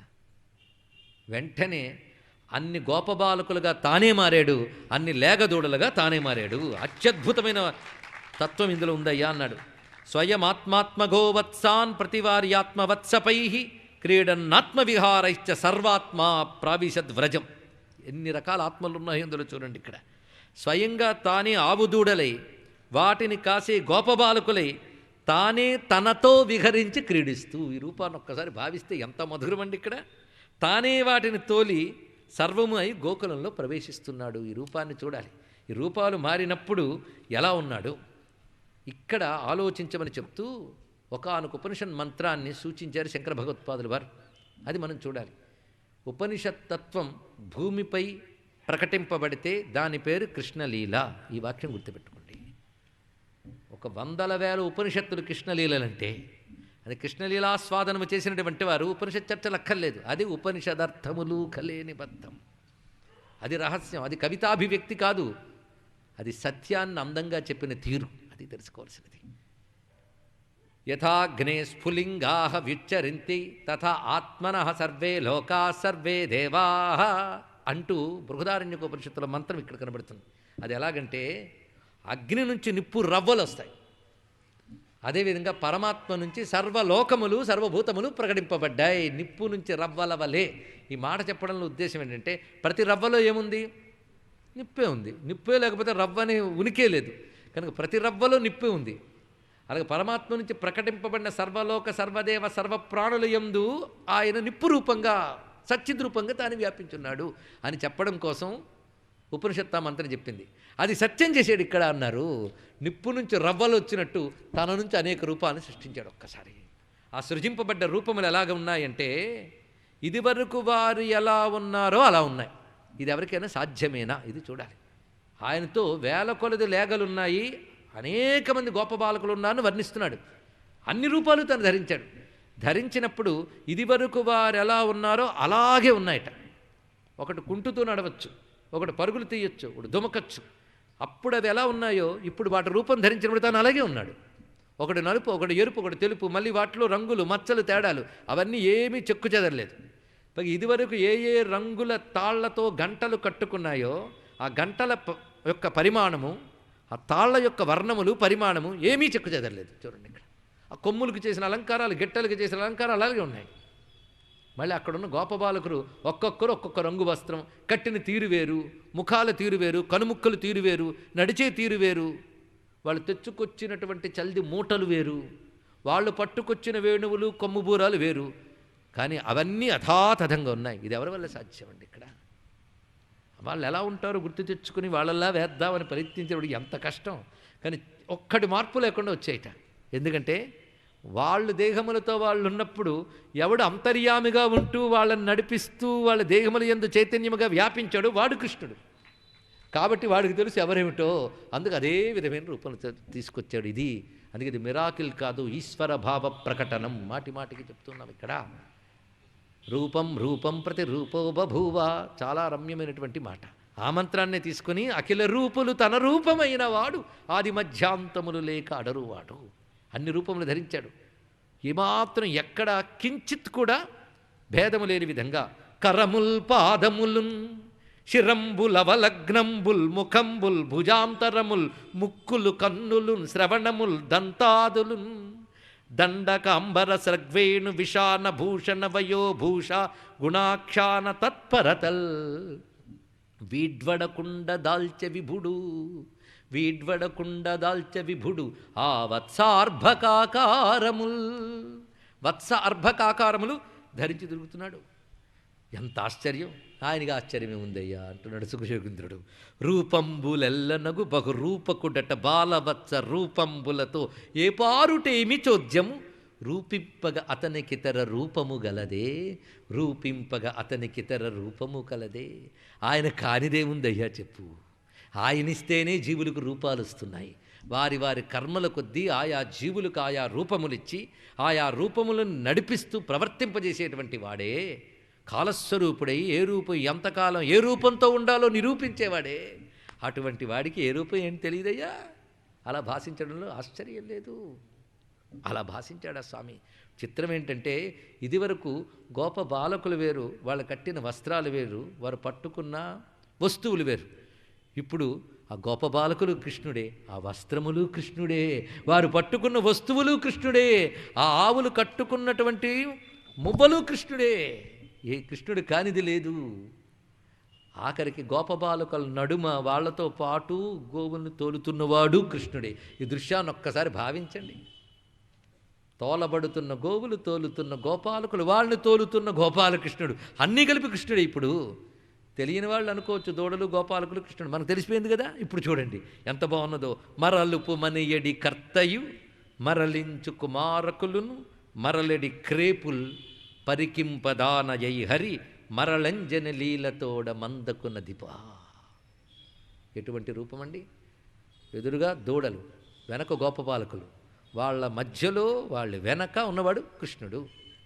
ఇంద్రియాలు ముందు కనబడతాయి గోవుల్లాగా, ఆలోచనలు వెనక కనబడతాయి గోపాలకుల్లాగా, మధ్యలో కర్రలు ప్రాణశక్తుల్లా కనబడతాయి అందరికీ. ఆ వెనక ఉండి నడిపే గోవిందుడు అందరికి కనబడతాడు. వాడిని చూడగలిగితే ఇంద్రియాలలో నడిచే శక్తి, ఆలోచనల్లో నడిపే శక్తి, ప్రాణంలో కదిలించే శక్తి, వీటికి శక్తినిస్తున్న ఆత్మరూపుడైన గోవిందుడు వీటన్నిట్లో గోచరింపజేయడమే ఇందులో ఉన్నటువంటి ఆంతర్యం. గ్రహించగలిగేవారు గ్రహించండి. ఇక్కడ తతో నృపోర్మర్దన మజ్జలేపన. ఆ రూపములు చూస్తూ ఉంటే తిన్నగా ఇళ్ళకెళ్ళారు ఎవరికి వాళ్ళు. వెళ్ళినప్పుడు అక్కడ ఇంకా చూడాలండి. ఇళ్ళకెళ్ళిన తర్వాత ఏ పిల్లడు ఏ ఇంటికి వెళ్ళాలో ఆ ఇంటికి వెళ్ళాడు, ఏ దూడ ఏ ఆవు వద్దకు వెళ్ళాలో అలాగే వెళ్ళింది. ఆ వెళ్ళినప్పుడు ఒక్కొక్కరికి ఒక్కొక్క మేనరిజం ఉంటుంది. ఒక పిల్లవాడు ఇంటికి రాగానే ఎలా ప్రవర్తిస్తాడో ఆ తల్లికి తెలుస్తుంది. స్కూల్ నుంచి పిల్లాడు రాగానే కొందరు ముందు స్కూల్ బ్యాగ్ అటు విసిరేసి కూలబడిపోతారు, అమ్మా హార్లిక్స్ ఇవ్వని. కొందరు పిల్లలు వచ్చి ఆ చెప్పులు అటు పడేస్తారు, కొందరు వస్తూనే అటు పడేసి ఆటకెళ్తున్నారమ్మా అంటారు. అది వాళ్ళకి మేనరిజం, వాళ్ళ అలవాట్లు. కృష్ణ పరమాత్మ ఆ పిల్లలు ఇదివరకు ఎలా చేసేవారో అలాగే చేసేవట. కించిత్ తేడా వచ్చినా ఏమిటి ఈ పిల్లవాడు ఎప్పట్లా లేడే అని తల్లికి అనుమానం వస్తుందా లేదా? అలాగే చేసేట. ఏంటంటే అందరిలో దూరుతున్నాడా? ఏ పిల్లవాడు ఇదివరకు ఏ సమయంలో ఎలా చేసేవాడు అనేది ఈయనకి ఎలా తెలుసు? ఇవి ఆలోచించవలసినది. ఇది కేవలం మాయ అయితే కొంతదాకా సాగుతుందో ఒక దగ్గర ఆగిపోతుంది. ఇవి తెలుసుకోండి. యోగసిద్ధులు కొంతవరకే, కానీ యోగీశ్వరుడి జ్ఞానం అనంతం, దానికి మేరలేదు. ఆయన ఇదివరకు ఎవరు ఎలా ప్రవర్తించారో అలాగే ప్రవర్తించాడు, ఏమీ తేడా లేదు. దూడలు కూడా అలాగే ఉన్నాయట, ఏమీ తేడా లేదు. ఆశ్చర్యంగా ఉన్నదే. ఏ తల్లులకే బాలకు లే తెరగని తిరిగి ప్రీతి ఎసగింతురు మున్ను, ఆ తల్లుల కా బాలకు రారీతిని ప్రీతి చేసి రవణీనాథ. ఇదివరకు వాళ్ళు ఎలా ఉన్నారు అలాగే ఉన్నారు, కానీ ఇదివరకు పిల్లలు ఎలా ఉన్నారు అలాగే ఉన్నాడు కృష్ణుడు. ఇదివరకు దూడలు ఎలా ఉన్నాయో అలాగే ఉన్నాడు కృష్ణుడు. ఆ తల్లులు ఆవులు అలా లేవు, తండ్రులు అలా లేరు. అది తేడా వాళ్ళలో తేడా వచ్చేసిందండి. ఏమిటి ఆశ్చర్యకరమైన అంశం? ఇక్కడ అద్భుతమైన కొన్ని భావాలు చూపిస్తున్నాడు. ఇక్కడ ఒక శ్లోకం మూలంలో ఉంటుంది, మూలంలో ఉన్న మాధుర్యం ఆస్వాదించాల్సిందే. గోగోపీనాం మాతృతాస్మిన్ సర్వా స్నేహర్ధికాం విన పురోవదాస్వపి హరే స్తోకత మాయయా వినా. ఈ శ్లోకం అతి రసవత్తరమైన శ్లోకం పెట్టాడండి ఇక్కడ. అత్యద్భుతమైన మాట. ఇదివరకు పరమాత్మ వాళ్ళందరినీ ఎలా తెలుసుకున్నాడు? ఇలా ఉన్నాడంటే వాళ్ళకి అంతర్యామి గనక వాళ్ళు ఎప్పుడెక్కడ ఎలా ఉన్నాడో ఆయనకే తెలుసు. అది అందరిలో ఉన్నవాడు గనక ఆ పని చేయగలిగాడు. అందరిలో ఉన్నవాడు గనకనే ఎవడు ఎప్పుడు ఎక్కడ ఎలా ప్రవర్తిస్తాడో ఆయనకు తెలుసు. వాడి కర్మల కొద్దీ, వాడి వాసనల కొద్దీ, వాడి బుద్ధుల్ని, వాడి శరీరాన్ని ప్రేరేపించేవాడు ఆయనకి తెలియదా అండి? అందుకు వారి వల్లనే ప్రవర్తించాడు, ఇందులో ఆశ్చర్యం లేదు. అయితే వాళ్ళందరూ ఇదివరకు పుత్రులే అయినా, వాళ్ళు ఇదివరకు తల్లులే అయినా, ఇదివరకు పుత్రుని ఎలా చూసేవారో అలాగే చూస్తున్నా వాళ్ళల్లో ఒక తేడా వచ్చింది. అది స్నేహర్ధికాం. అంటే ఇదివరకు వల్లనే ఆయనకి స్నానం చేస్తున్నారు, వాళ్ళ పిల్లలకి స్నానం చేయిస్తున్నారు, భోజనం పెడుతున్నారు, బట్టలు కడుతున్నారు, అలంకారం చేస్తున్నారు, ముద్దు చేస్తున్నారు, జోకొడుతున్నారు. ఇదివరకు ఎలా చేశారో అలాగే చేస్తున్నారు. ఈయన కూడా, ఈ పిల్లలు కూడా ఇదివరకులాగే ఉన్నారు. కానీ వాళ్ళ తేడా ఏమిటంటే ఇదివరకు తమ పిల్లలను చూసే ప్రేమ కంటే ఎక్కువ ప్రేమగా చూస్తున్నారు. అది తేడా అన్నాడు ఇక్కడ ఆలోచించమంటున్నాడండి ఇక్కడ. ఎందుకంటే ఏ స్త్రీ అయినా, ఏ తల్లి అయినా తన పుత్రుడి కంటే ఎక్కువగా ఎవరిని ప్రేమించదు. ఇది సృష్టిలో ఉన్నటువంటి సత్యం. ఇది ఎవడు మార్చలేడు. ఇక్కడ ఏం చెప్తున్నాడు? ఇక్కడ వీళ్ళు ఇదివరకు తమ పుత్రుల్ని ప్రేమించిన దానికంటే ఇప్పటి పుత్రుల్ని ఎక్కువ ప్రేమిస్తున్నారు. ఇది రహస్యం, గూఢలీల అన్నది ఎందుకు కొంచెం ఆలోచిస్తే అర్థమైపోతుంది. అందుకే మేము ఆలోచించకుండా వింటాం, చెప్తే చెప్పండి, అర్థమైతే అయింది, లేకపోతే లేదు అంటే ఎలా అండి? ఆలోచిస్తే అద్భుతం, కదిలించేస్తుంది గుండిని, అంత అద్భుతం. వాళ్ళు ఇదివరకటి కంటే ప్రేమగా చూస్తున్నట్ట, ఆ ప్రేమానుభవం పొందుతున్నారు. అసలు ఇదివరకు ప్రేమ లేదా పిల్లల మీద? మరి ఇప్పుడు ఎందుకు కొత్తగా వచ్చిందంటే, ఇదివరకటి కంటే ప్రేమ అంటే ఎలాంటి ప్రేమ అండి అని ప్రశ్నిస్తే, కృష్ణుడిపై ఎంత ప్రేమ ఉండేదో ఇప్పుడు ఈ పిల్లల్ని చూపిస్తున్నప్పుడు అంత ప్రేమ చూపిస్తున్నారు. అంటే వీళ్ళకి పిల్లల కంటే ప్రేమ ఎవరి మీద ఉంది? కృష్ణుడి మీద ఉంది. అది వీళ్ళకి చూపిస్తున్న ప్రేమ ఏమిటి? కృష్ణుడిపై చూపిస్తున్న ప్రేమను చూపిస్తున్నారట. అంటే వాళ్ళ మనస్సును ఎవ్వరూ వంచలేరండి. ఎంత రమ్యమైనటువంటి భావం అక్కడ. వాళ్ళకి పరమాత్మపై ఉన్న ప్రేమ ఇప్పుడు పిల్లలు చూస్తుంటే కలుగుతుందట. అంటే ఏ రూపం ధరించిన పరమాత్మ అనేది వాళ్ళ హృదయాన్ని తాకుతుంది. చూడండి అక్కడ పరిశీలించవలసిన అవసరం. అంత ప్రేమిస్తున్నారయ్యా. ప్రేమ అంటే దీన్ని బట్టి వారికి తమ పుత్రుల కంటే కృష్ణుడిపై ప్రేమ ఉండేది అని మనకు అర్థమవుతుంది కదా. కనుకనే ఇప్పుడు వాళ్ళు వాళ్ళ పుత్రుల్ని చూస్తున్నప్పుడు కృష్ణుడిని చూస్తున్నట్టు చూశారు. వీళ్ళిలా ఉంటే పశువులు పాపం, ఆ ఆవులు కూడా అలాగే ఉన్నాయా? ఇదివరకులా లేవు. ముందు దూడలను తెచ్చి కట్టేస్తాడు ఆయన. పై కడుతున్నవాడు ఎవడు? గోపబాలకులు కాదు, ఈయనే. ప్రతి ఇంట్లో కృష్ణుడిని కృష్ణుడితో కట్టుకుంటున్నాడు. అవునా లేదండి? తాడు కృష్ణుడే, దూడా కృష్ణుడే, రెండు ఆయనే, కడుతున్నవాడు కృష్ణుడే. అంత బాగుందో. ఆ కడుతున్న కృష్ణుడిని ఒకసారి ధ్యానించమన్నాడండి. గోధూళి ధూసరిత కోమల గోపవేషం గోపాల బాలక శతైరనుగమ్యమానం సాయంతనే ప్రతిగృహం పశుబంధనార్థం గచ్చంతమచ్యుత శిశుం ప్రణతోస్మి నిత్యం. సాయంత్రం ప్రతి ఇంటికి వెళ్ళి దూడను కడుతూ ఉన్న కృష్ణ శిశువుకి నమస్కారము. అచ్యుత శిశువుట, ఎంత బాగున్నదా పదం. అచ్యుత శిశువుకి నమస్కారం లీలాసుకుల వారు అన్నారు. అలా కడుతున్నాడు. అయితే ముందు దూడలను కట్టేసాక ఆవులు వస్తాయి. ఆ వస్తున్నప్పుడు కొంత దూరంలో ఉండగానే పరుగున వస్తున్నాయట. ఆ వచ్చి తిన్నగా ఆ వస్తున్నప్పుడే ఆ దూడలను దూరం నుండి చూడగానే ఆవుల పొదుగుల్లో తమంత తాము పాలు స్రవిస్తూ ఉన్నాయి స్నేహభావంతో. ఆ దగ్గరికి వచ్చేసిన వెంటనే ఆ దూడలకు పొదుగులు అందిస్తూ ఉంటే దూడలు పాలు తాగుతూ ఉంటే నాలికతో రాస్తున్నాయట. మూతుల మింగెడి భంగి నాకుచున్నన్నాడు ఇక్కడ. అంత ప్రేమ వాటికి. అరే, పశువులైన గోవులు కూడా దూడ రూపంలో ఉన్న కృష్ణుడి పట్ల అంత ప్రేమ చూస్తున్నాను. ఇది వరకు తమ దూడల పట్ల కంటే ఎక్కువ ప్రేమ చూస్తున్నాయి ఇక్కడ. అంటే గోవులకు కూడా తమ దూడల కంటే కృష్ణుడి మీద ప్రేమ ఎక్కువ. ఏమిటండి ఆ వైశిష్ట్యం? అయితే వీళ్ళంత ఎక్కువగా చూస్తున్నారు కదా, మరి అదే రూపంలో కృష్ణుడు వాళ్ళ పట్ల ఎలా ఉన్నాడు? వాళ్ళు ఇదివరకు తమ పిల్లల్ని ఎలాగా అలంకారాలు చేసేవారో అలాగే చూస్తున్నారు. ఒక్కటే తేడా, ప్రేమ ఎక్కువ.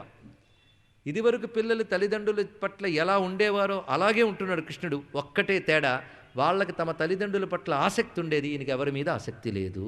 అది చెప్పాడండి అక్కడ. అద్భుతం. లంపటము లేనివాడు. పురోవదాస్వపి హరే స్తోకత మాయయా వినా. ఆయనకి మాయ లేదు.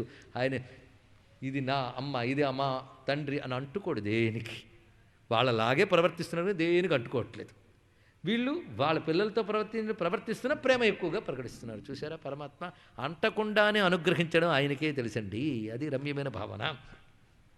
అయితే ఏమిటి అందులో ఉన్న రహస్యం? వీళ్ళకంటే ఎక్కువ ప్రేమ చూపించడంలో ఆంతర్యం ఏమిటి? శుకుడు చివరికి చెప్తాడు, మనం చివరికి విందాం. ప్రస్తుతానికి మాత్రం ఇక్కడ మనం గమనించవలసినది, పరమాత్మ ఇన్ని రూపములు అగ్ని నుంచి విస్ఫులింగముల వలె, రవ్వల వలె వచ్చాయి. ఇది బృహదారణ్యకంలో. బృహదారణ్యకంలో మరో మంత్రాన్ని కూడా చూపిస్తున్నాడు ఇక్కడ.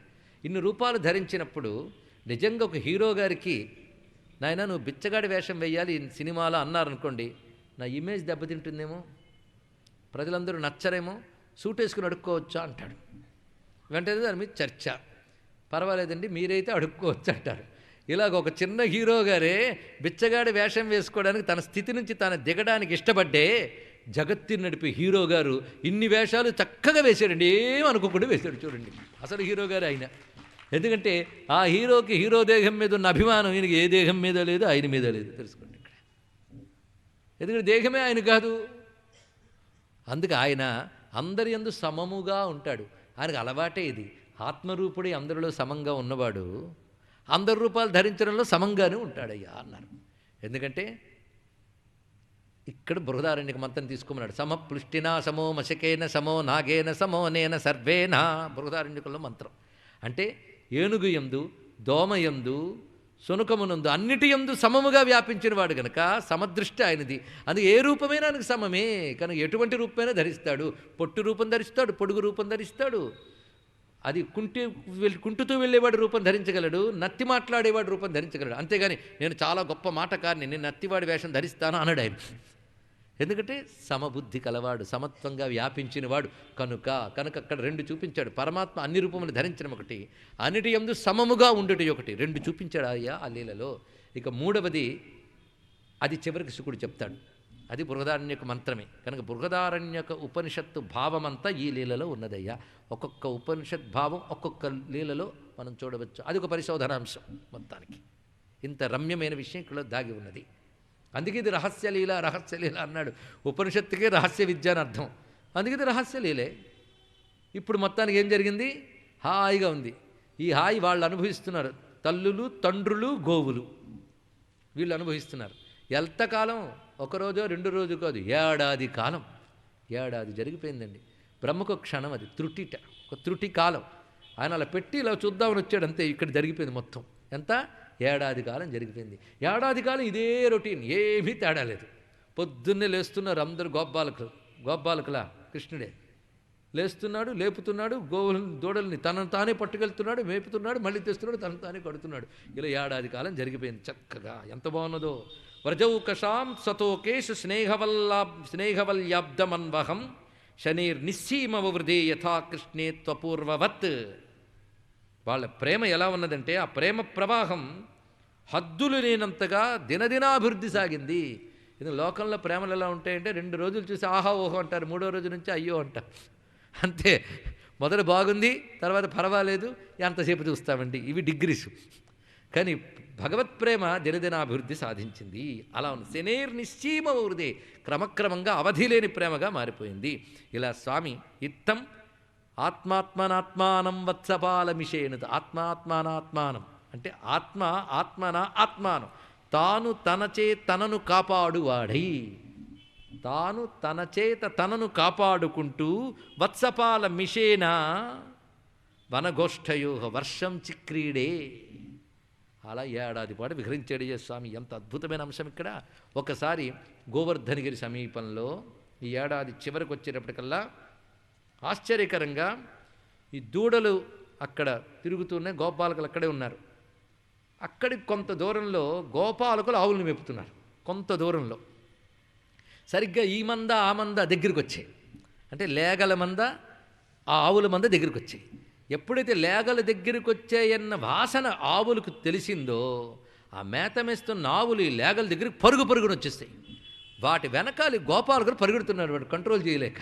అవి ఎలా పరిగెడుతున్నాయంటే ముదమున్న హుంకరింపుచును, మూపులపై మెడలెత్తి చాచుచున్, పదములు 4 బాగున గూడగ బెట్టి దాటుచున్, వదనములున్ విశాలతర వాలములన్ వడి నెత్తిపారి ఆ మొదవులు చన్నులం గుడిపి మూతుల బ్రింగెడి భంగి నాకుచు. అవి హుంకరిస్తూ పరిగెడుతున్నాయి. ఎలా పరిగెడుతున్నాయంటే మెడ మూపురం కలిసిపోయేటండి. ఏం వర్ణన చేశాడు చూడండి. అలా మెడెత్తే గంగడోలకి ఎందుకు వచ్చింది. అలా ఎగురుతున్న పరిగెత్తు వెళ్తూ ఉంటే ఆవులు ఎలా ఉంటాయి చిత్రం గీసి చూపిస్తున్నాడు పోతన గారు ఇక్కడ. ఆ విధంగా ఆ గంగడోలు వేలాడుతూ ఉన్నది ఎలాగంటే క్షీరసాగరపు తరగల్లాగా గంగడోలు ఉందిట. పైగా అలా మెడ ఎత్తి హుంకరిస్తూ వస్తుంటే మూపురానికి మెడ తగులుతున్నంతగా ఎత్తాయి ఇక్కడ. పైగా పదములు 4 4 పాదాలు 2 పాదాలకు దుముకుతున్నాయి. అంటే మొదటి 2 పాదాలు కలిపి ఒకటిలా, వెనక 2 పాదాలు కూడా ఒకటిలా దుముకుతూ దగ్గరికి వెళ్ళి స్రవిస్తున్నటువంటి పొదుగులతో దూడల దగ్గరికి వచ్చి మూతుల మృంగడి భంగి నాకుచు. ఆ స్థితిలో పరిగెత్తుకి ఆ మందలో రాగానే వెనకాల పరిగెడుతున్న గోపాలకులు అక్కడికి వచ్చారు. రాగానే వాళ్ళు గోపబాలకులు కనబడ్డారు. వాళ్ళు అన్నీ మర్చిపోయి వీళ్ళ గోపాలకుని ఒళ్ళో పెట్టుకుని వాళ్ళు ఆలిస్తూ కూర్చున్నారు. ఇదంతా బలరాముడు చూస్తూ అంటున్నాడు, ఒక చిన్న సందేహం అయ్యా అన్నాడు. ఏమిటంటే ఇదివరకు నాకు ఈ గోపబాలకులు వీళ్ళందరి మీద కూడాను ప్రేమ ఉండేది. ఎప్పుడు ఏడాది క్రితం ఒకలా ఉండేది. ఏడాది నుంచి వీళ్ళపై నాకు ప్రేమ పెరిగిపోతుంది. ఎందుకు? ఎవరిపై? గోపబాలకులపై, దూడలపై. ఎంత ప్రేమ పెరిగిపోయిందంటే నీపై ఉన్నంత పెరిగిపోయింది అయ్యా వీళ్ళ మీద నాకు. నన్ను ఏం చేయమంటా? నైతే సురేష ఋషయో నచైతే. ఈయన భగవంతుడు బలరాముడు. ఈయన దృష్టికి తెలుసు అందరికీ అయితే దూడలు గోపాలకులు వీళ్ళెవరో ఆయనకి తెలుసు. వీళ్ళు మహాత్మా తొల్లి ఎల్లక్రేపులు ఋషుల అంశం బనియు, గోపాలకులు వేల్పుల అంశం బనియు తోచుచుండు. ఏడాది క్రితం వరకు ఈ దూడలన్నీ ఋషుల అంశాలు, గోపబాలకులందరూ దేవతాంశాలు, ఇది తెలుసు. కానీ ఏడాది నుంచి వత్సబాలక సందేహంబు లేక నీవే అని తోచుచుండెను. ఏం చేయమంటావు అని అడిగితే అసలు వాళ్ళందరూ కూడాను బ్రహ్మగారి చలవ వల్ల మాయాశక్తితో ఏర్పరిచిన ఒక శయ్య మీద నిద్రిస్తున్నారు. వాళ్ళని వాళ్ళే మరిచి మాయాశయే శయానామే నాద్యాపి పునరుత్థితా. వాళ్ళు ఇంకా మేల్కొనలేదు. ఆ ముచ్చట చూస్తూగానే ఏడాది అయింది, ఇప్పుడు వస్తున్నాడు ఆయన. వచ్చారండి. 4 తలకాలైన హంసవాహనం మీద వచ్చి బృందావనం పైనున్న ఆకాశంలోంచి చూస్తున్నాడు. హంసవాహనం పైనుంచి ఏం చేస్తున్నాడు చూద్దాం. పెట్టొచ్చరిగా త్రుటికాలంలో ఆశ్చర్యకరంగా తాను ఎవరెవరిని దాచి వచ్చి అని అనుకున్నాడు వాళ్ళందరూ అక్కడ కనబడుతున్నారు. తావత్ సర్వే వత్సపాలాహ పశ్యతోజస్య తత్క్షణాత్. ఎవరెవరిని దాచిపెట్టాను కూడా వాళ్ళందరూ అక్కడే ఉన్నారు. ఇంకేం దాచిపెట్టాను? నేను పెట్టొచ్చాను కదా. అరే నేను పెట్టొచ్చాక వీళ్ళందరూ ఎలా కలిగారు? పైగా నేను సృష్టికర్తని. ఎవడు ఎక్కడ పుట్టాడన్నా నా రికార్డుల్లో ఉంటుంది. నాకు తెలియకుండా ఏ ప్రాణి సృష్టింపబడదు. ఇక్కడ సృష్టింపబడ్డ ప్రాణులు అక్కడ ఉన్నారు కదా. మరి ఈ ప్రాణులు ఎక్కడి నుంచి వచ్చాయి? బ్రహ్మ పంపున కాని పుట్టదు ప్రాణి సంతతి ఎప్పుడు బ్రహ్మనొక్కడగాని వేరొక బ్రహ్మలేడు సృజింపగా. ఆ బ్రహ్మ నేనొక్కడే. ఎంతమంది బ్రహ్మలు ఉన్నారేంటి? బ్రహ్మ నేను సృజింపను, నేను సృష్టించలేదు. ఒండొక బ్రహ్మమందు ఈ బాలవత్స కదంబము ఏ బ్రహ్మమందు జనించే ఒక్కట బ్రహ్మమైనది చూడగన్. చాలా చక్కటి మాట వస్తుంది. బ్రహ్మను నేను సృష్టించలేదు, మరి వీళ్ళు ఏ బ్రహ్మ నుంచి వచ్చారు? ఈయన చతుర్ముఖ బ్రహ్మ, ఆయన పరబ్రహ్మ. ఆ సమయంలో గుర్తు రాలేదు ఆయనకి. ఏం చేస్తాం? ఏవం సమ్మోహయన్ విష్ణు విమోహం విశ్వమోహనం స్వయైవ మాయయాజోపి స్వయమేవ విమోహిత. బ్రహ్మగారు తన మాయతో తాను చేశాను అనుకున్నాడు, అంటే తనకున్న శక్తితో తాను చేశాను అనుకున్నాడు. ఇది బ్రహ్మమాయ అయితే అది విష్ణుమాయ. విష్ణుమాయలో బ్రహ్మమాయ ఎంతండి? ఆయనే చెప్తాడు, స్వామి అగ్నిలో ఒక రవ్వంత నా మాయ నీ ముందు అని. మొత్తానికి విష్ణువును మోహింపజేయాలనుకుని మోహంలో పడిపోయాడయ్యా అయినా. ఇంకో మాట అనుకున్నట్ట, మోహము లేక జగంబుల మోహింపగజేయ నేర్పు మొనసిన విష్ణున్ మోహింపించెదనని ఎడి మోహమున విధాత తానే మోహితుడయ్యన్. బ్రహ్మదేవుడు విష్ణువును మోహింపజేస్తా అనుకుని తాను మోహితుడయ్యాడు. అనుకుంటున్నాడు, పుట్టితి బుద్ధి ఎరింగితి. పుట్టగానే బుద్ధి తెలుసుకున్నా, కానీ పుట్టించితి జగము. పుట్టాను, బుద్ధి తెచ్చుకున్నాను, జగం పుట్టించాను. సగము పోయని ప్రాయంబు ద్వితీయ పరార్థే. సగం అయిపోయింది, 50వ పళ్ళలో పడ్డాడు ఇప్పుడు బ్రహ్మగారు. అందుకే సగము పోయను ప్రాయంబు అంటే ఎంత ఎక్స్పీరియన్స్ నాకు. పుట్టాను, జ్ఞానం వచ్చింది, అందరినో పుట్టించాను, సగం జీవితం అయిపోయింది. ఎలాంటి ఆశ్చర్యం నేను ఎక్కడా చూడలేదు. ఇట్టివి నూతన సృష్టులు పుట్టుట లేదే ఔరా ఇట్టె భూమిలు భూమిన్. ఇలా ఆశ్చర్యపోతున్నాడు. ఆశ్చర్యపోయి ఒక్కసారి గమనిస్తున్నాడు, ఏమిటయింత అనుకుని. అప్పుడు కాస్త కళ్ళు నులుముకొని చూస్తున్నట్ట. చూసేటప్పటికల్లా కళ్ళు నులుముకునేటప్పటికల్లా అక్కడ గోపాలకులు లేరు, అదేవిధంగా దూడలు లేవు, అందరూ నారాయణులే దర్శనమిస్తున్నారు. నారాయణులు ఒక్కొక్కడు ఒక్కొక్క నారాయణుడు. నారాయణుడు అనగానే నారాయణుడి చుట్టూ కొలుచుకునే పార్షదగణములు, మూర్తులు ధరించిన వేదములు, ఆ నారాయణుని కొలుచుకునే బ్రహ్మదేవుడు, ఇలాంటి నారాయణ మండలములు అక్కడ గోచరిస్తున్న వేల కొలదిగా బ్రహ్మదేవునికి. ఆశ్చర్యపోతున్నాడు. కనబడుతున్న వాళ్ళందరూ అదృశ్యంత ఘనశ్యామాహ పీతకౌశేయ వాససః చతుర్భుజా శంఖచక్ర గదా రాజీవపాణయ కిరీటన కుండలినో హారిణో వనమాలిన శ్రీవత్సాంగదోదరత్న కంబు కంకణపాణయ నూపురై కటకైర్భాతా కటిసూత్రాంగుళీయకై అంఘ్రిమస్తకమాపూర్ణాస్తులసీనవదామభి కోమలై సర్వగాత్రేషు భూరిపుణ్యవదర్పితై చంద్రికా విశదస్మేరై సారుణాపాంగవీక్షితై స్వకార్థాని వరజస్తత్వాభ్యాం స్రష్టుపాలకా ఆత్మాదిస్తంభపర్యంతైర్మూర్తిమద్భిశ్చరాచరై నృత్యగీతా జనైకార్ఘై పృథక్ పృథగుపాసితా అణిమాజ్యైర్మహ మహిమభి అజాజ్యాభిర్విభూతిభి చతుర్వింశతిభిస్తత్వై పరీతా మహితా మహదాదిభి కాలస్వభావ సంస్కార కామకర్మ గుణాదిభి స్వమహిధ్వస్తం మహీభి మూర్తిమద్భిరుపాసిత సత్యజ్ఞానానంతానందమాత్రైక రసమూర్తయ అస్పృష్టభూరిమాహాత్మ్య అపి హ్యుపనిషదృశా ఏవం సకుర్దదర్శాద పరబ్రహ్మాత్మనోఖిలాన్. ఆ కనబడిన స్వరూపములు అందరూ శంఖచక్ర గదాత్ములు చతుర్భుజములు ధరించి భాసిస్తూ నీలమేఘశ్యాములు పీతాంబరము ధరించి శ్రీవత్స లాంఛనముతో కౌస్తుభముతో లక్ష్మీ వక్షస్థలాలులై వనమాలికలతో ప్రకాశిస్తూ కిరీటం మొదలుకుని పాదాభరణముల వరకు సర్వాభరణ విరాజితులైనటువంటి వారు ఉపనిషత్ వేత్తలకు కూడా గోచరము కాని స్వరూపములతో కనబడుతున్న ప్రతి చోటు విష్ణుమయంగా గోచరించింది అన్నాడు. చాలా అద్భుతమైన రహస్యం మాట చెప్తున్నాడు. మరి ఇంతవరకు మనం చూసింది ఏమిటండి? గోపాలకులు గోవులని అంటే దూడల్ని మేపుతూ ఉంటే వాళ్ళందరూ ఎవరు? విష్ణువే కదా. కానీ ఏవం విష్ణుమయం అనే మాటని ఎంతో అందంగా చెప్తున్నారు ఇక్కడ మహానుభావులైనటువంటి సుఖయోగీంద్రుడు వారు. ఆ మాట తెలుసుకో. సర్వం విష్ణుమయం గిరోంగదవజహ. సర్వం విష్ణుమయం అనే వాక్యము రుజువు చేసిన లీల ఇది. సర్వం బ్రహ్మమయం, సర్వం విష్ణుమయం. విష్ణువు అంటే సర్వవ్యాపకుడు. సర్వం విష్ణుమయం అనేది ప్రకటింపబడుతుంది. వెంటనే అది చూసిన వెంటనే ఒక్కసారి చలితుడైపోయాడు. 8 కళ్ళు గిర్రని తిరిగేయండి ఒక్కసారి. కళ్ళు మూసుకున్నాడంతే. ఇతీరేషే తర్కే నిజమహిమని స్వప్రమితికే పరత్రాజాతో తన్నిరసనముఖ బ్రహ్మకమితౌ అనీషేపి ద్రష్టుం కిమిదమితి వా ముహ్యతి సతి చఛాదాజో జ్ఞాత్వా సపది పరమోజాజవనికాం. అతర్క్యమైన తత్వం ఇది. అసన్నిరసనేనా, అసత్తునంతా తీసేస్తే ఒకే సత్పదార్థం అంతా కనబడుతుంది. ఆ సత్పదార్థమే నాకంతా కనబడుతూ ఉన్నదే అని ఆశ్చర్యానికి లోనయ్యాడు. వెంటనే పరమాత్మ బ్రహ్మకే మాయ వేశాడండి. ఇక్కడ మాయ వేసిన వెంటనే 2 రూపాయలు అంతర్ధానమైపోయాయి. ఇప్పుడు మళ్ళీ చూశాడు బ్రహ్మదేవుడు. సరిగ్గా ఏడాది కింద, అంటే తన లెక్కలో క్షణం క్రితం ఏం చూశాడు అదే కనబడింది. ఏమిటి? చేతిలో చల్ది ముద్ద పట్టుకుని లేగదోళ్ళు ఎక్కడున్నాయో అని వెతుకుతున్నాడు. ఇది సత్యమా అది సత్యమా అని భ్రాంతి కలిగించాడండి ఇక్కడ. కానీ బ్రహ్మదేవుడు ఒక్కసారి విరించి రాయంచ డిగ్గ నురికి అన్నారు. ఇక్కడ రాయంచ డిగ్గ, అక్కడ దిగిపోయాడు ఒక్కసారి. ఎందుకంటే బృందావనానికి వాహనాలతో వస్తారా, చెప్పులతో నడుస్తారా?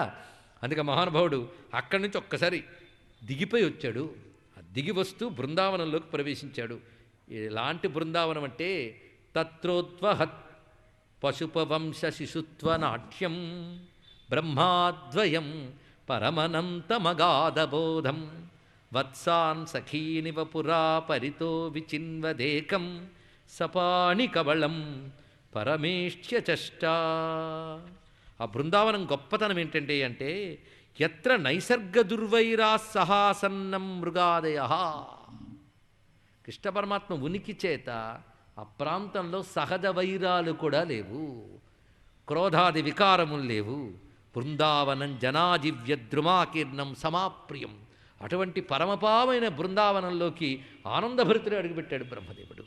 కృష్ణ పరమాత్మ ఉనికి చేత కేవల శుద్ధసత్వ భూమికి మాత్రమే వ్యాపించినటువంటి ఆ చోట అడుగుపెట్టి జగన్నాథుడైన సాక్షాత్ పరబ్రహ్మ అయినటువంటి అవినాశి అయినటువంటి స్వామి ఒంటరిగా చేతిలో చల్ది ముద్ద పట్టుకు వెళుతున్నటువంటి స్వరూపాన్ని చూసి ఒక్కసారిగా ఆయన చిన్ని పాదాల దగ్గర సాష్టాంగ దండ ప్రణామం చేశాడు.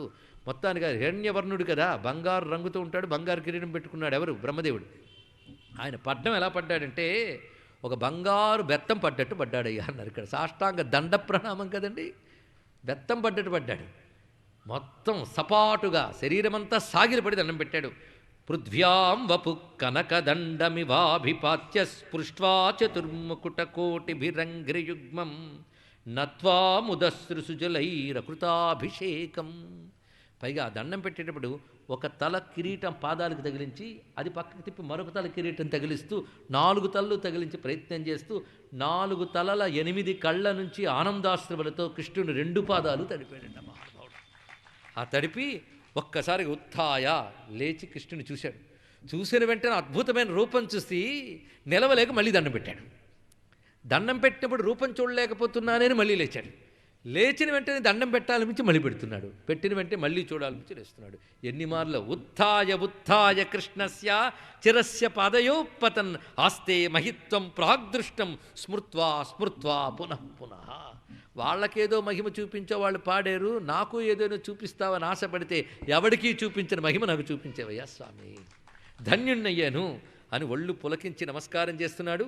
నౌమీడ్యతే బ్రవపుషే తడిదంబరాయ గుంజావతం సపరిపిచ్చల సన్ముఖాయ వన్యస్రజే కవళవ్యత్ర విషాన వేణులక్ష్మశ్రియే మృదుపదే పశుపాంగజాయ శంపాలతికతోడి జలదంబు కైవటి మెరుగుటొల్లియతోడి మెనివాని కమనీయ మృదులాన్న కబళ వెత్ర విషాన వేణుచిహ్నంబుల వెలయువాని గుంజావి నిర్మిత కుండలంబులవాని శిఖిపించవేష్టిత శిరమువాని వనపుష్పమాలికావ్రాత కంఠమువాని నలిన కోమల చరణములవాని కరుణగడలు కొనిన కడకంటివాని గోపాల బాలుభంగి బరగువాని నగుమొగంబువాని ననుకన్న తండ్రిని